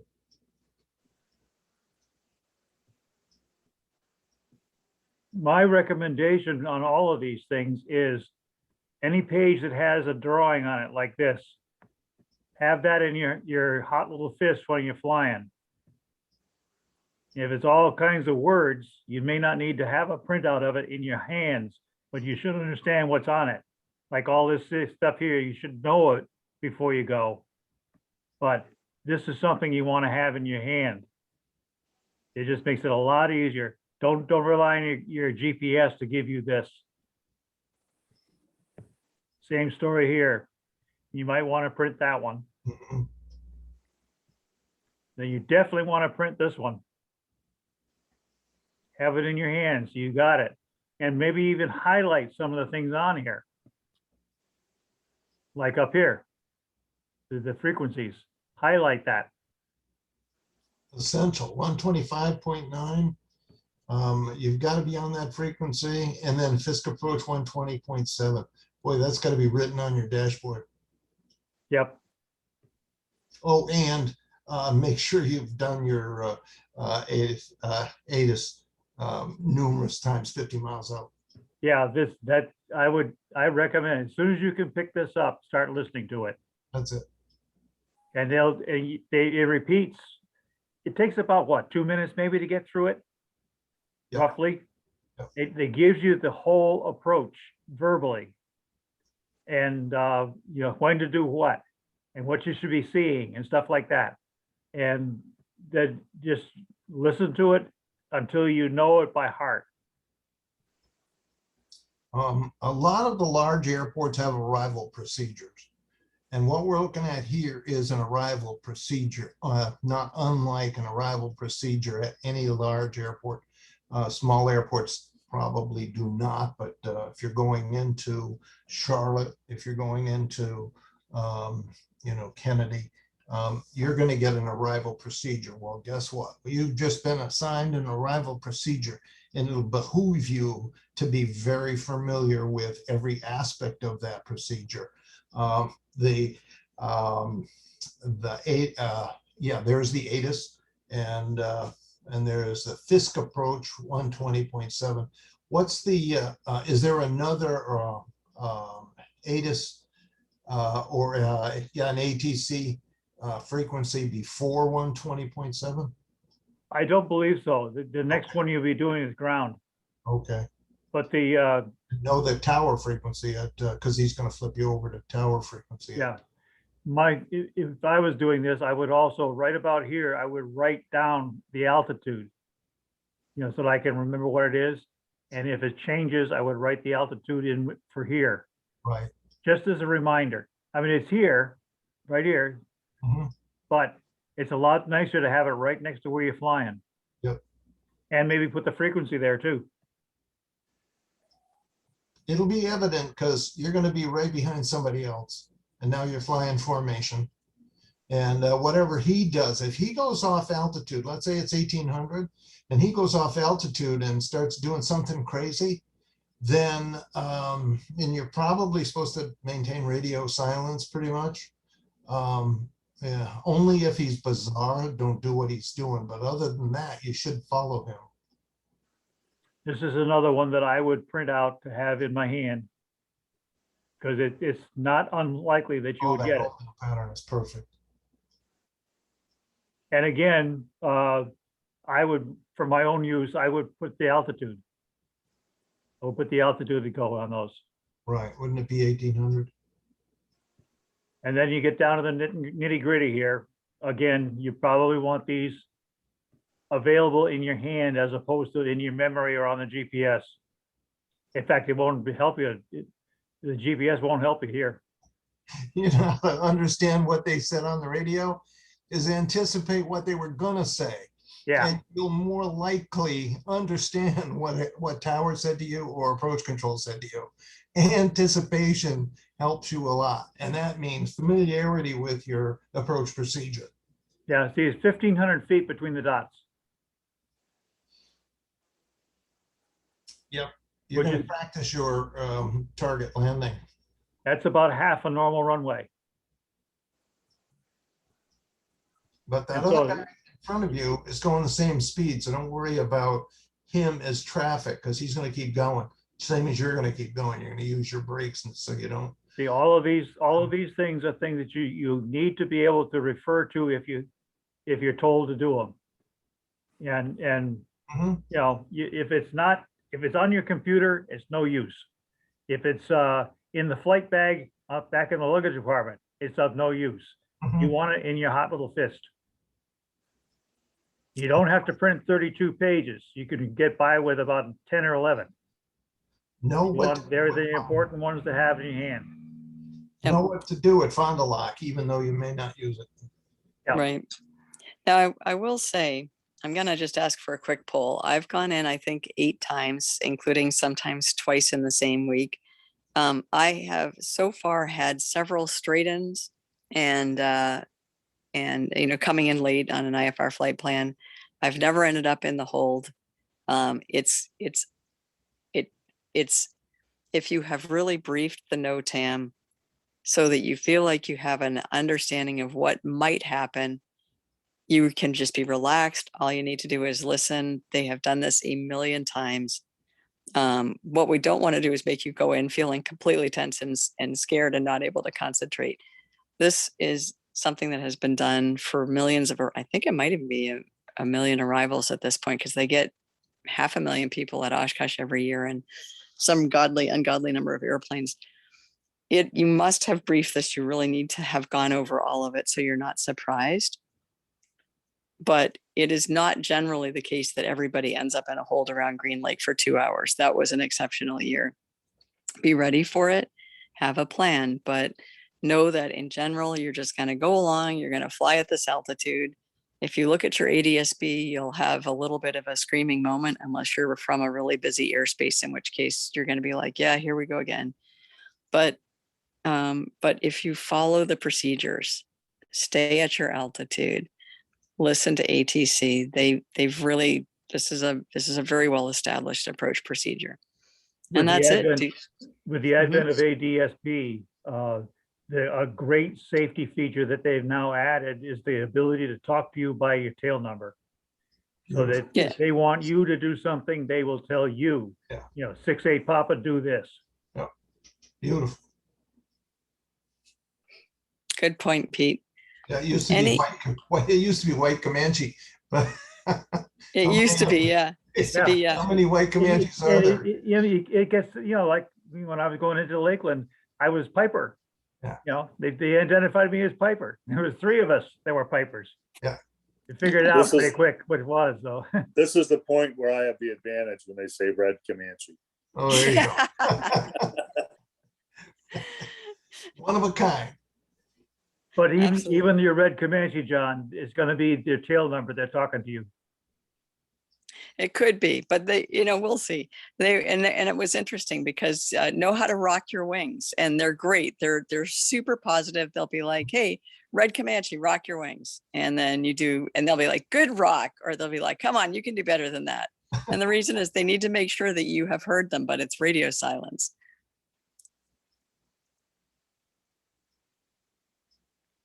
Yeah, I guess they would have trouble seeing your thumb up. Any questions or comments? Yeah, especially at 155 knots. Yeah. Well, flying formation. If you're creeping up on somebody, how are you going to slow it down? Drop the gear. Drop the gear, flap. Yeah. Throttle. There you go. Now you're talking. That's how you fly close formation, is with the use of the throttle. You're probably not going to bring your gear down and bring it back up, or you can add flaps if you know that's going to be a slower gear, but get a nice cruise airspeed and use that throttle. If you're creeping up on them, drop back on the power. Stay at altitude. Stay with him. There's only one guy in front of you. at the lower altitudes, you might end up getting a hot engine. So watch what you're doing. Yeah. I've had that happen to me. Yeah, if you're in a 195 like they said. But Steve S is right on. I believe this is part of why Zach recommended we fly at the 2,300 foot rather than the 1,800 foot. That, and honestly, he said there's fewer airplanes up at the 2,300 foot, and they tend to be a little faster, so they tend to be not always flown by more experienced pilots. Well, you're slower, you're using a little bit of power, so open those cowl flaps. Don't forget, get those cowl flaps open. Cowl flaps are going to control your oil temperature. That's only for the C's, but yes. Oh, yeah, okay. Okay, Robert, have we covered enough that satisfy your desires? Absolutely. Terrific. Yeah, I just sent you an email, Peter, that specified the qualifying for those attendees that were, for the first half hour basically of the session, and then this last half hour are qualified for wings. Beautiful, beautiful. Okay. Yep. That's for the wings seminar, but you still have to fly with an instructor and cover some points that are necessary for that phase of wings. So know your wings program. It's fairly simple. Yep. And actually what George Merriam just said, you can go ahead and complete a BFR by attending this and a few others, and then flying with an instructor and registering that. So there's flight credits, and then there's, what's the other one called again? Learning credits. Learning credits and flight credits. Knowledge credits. Thank you. And you can combine that effort and accomplish everything in a flight of maybe an hour and a half. But you'll have to be on target when you're flying. But it all benefits you. We're looking for safety and compliance, and there's nothing better for practice than. By the way, I just did my BFR doing through the wings program, and it was awesome. It was great. Beautiful. Wow. It was all stuff that I probably needed to review anyway, and had a good time doing it with my instructor. And great. Exactly.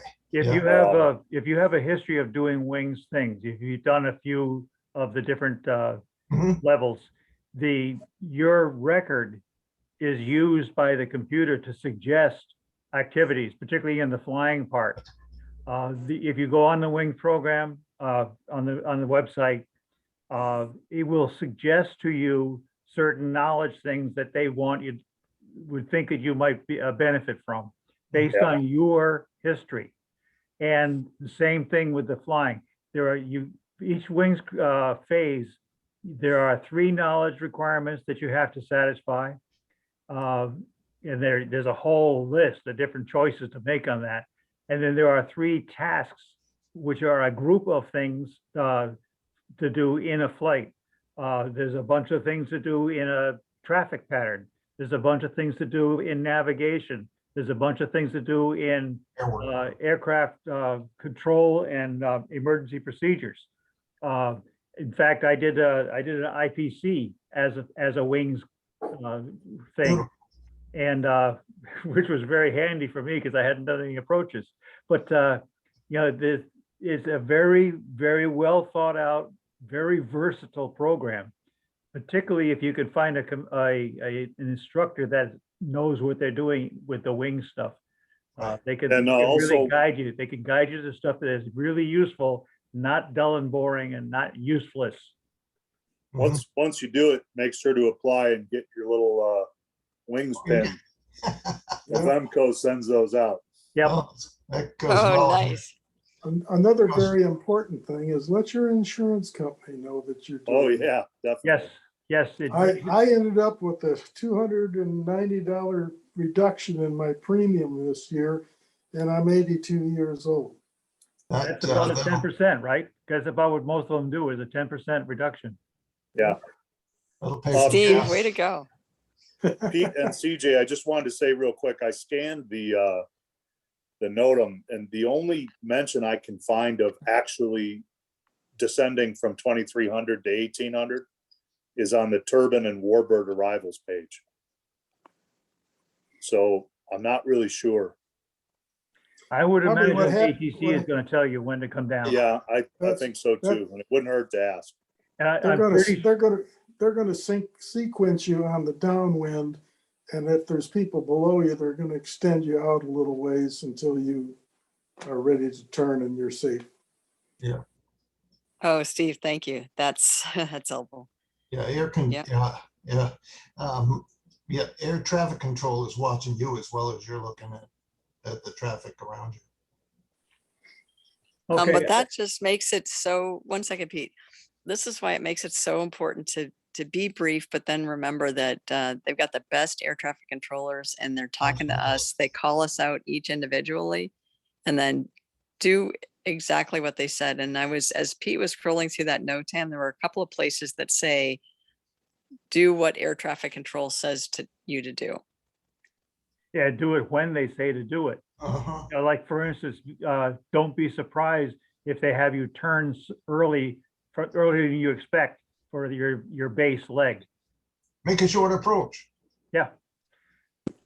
At this So- point, I think, you know, we have covered a whole bunch of stuff. And what I'm going to do is stop the recording.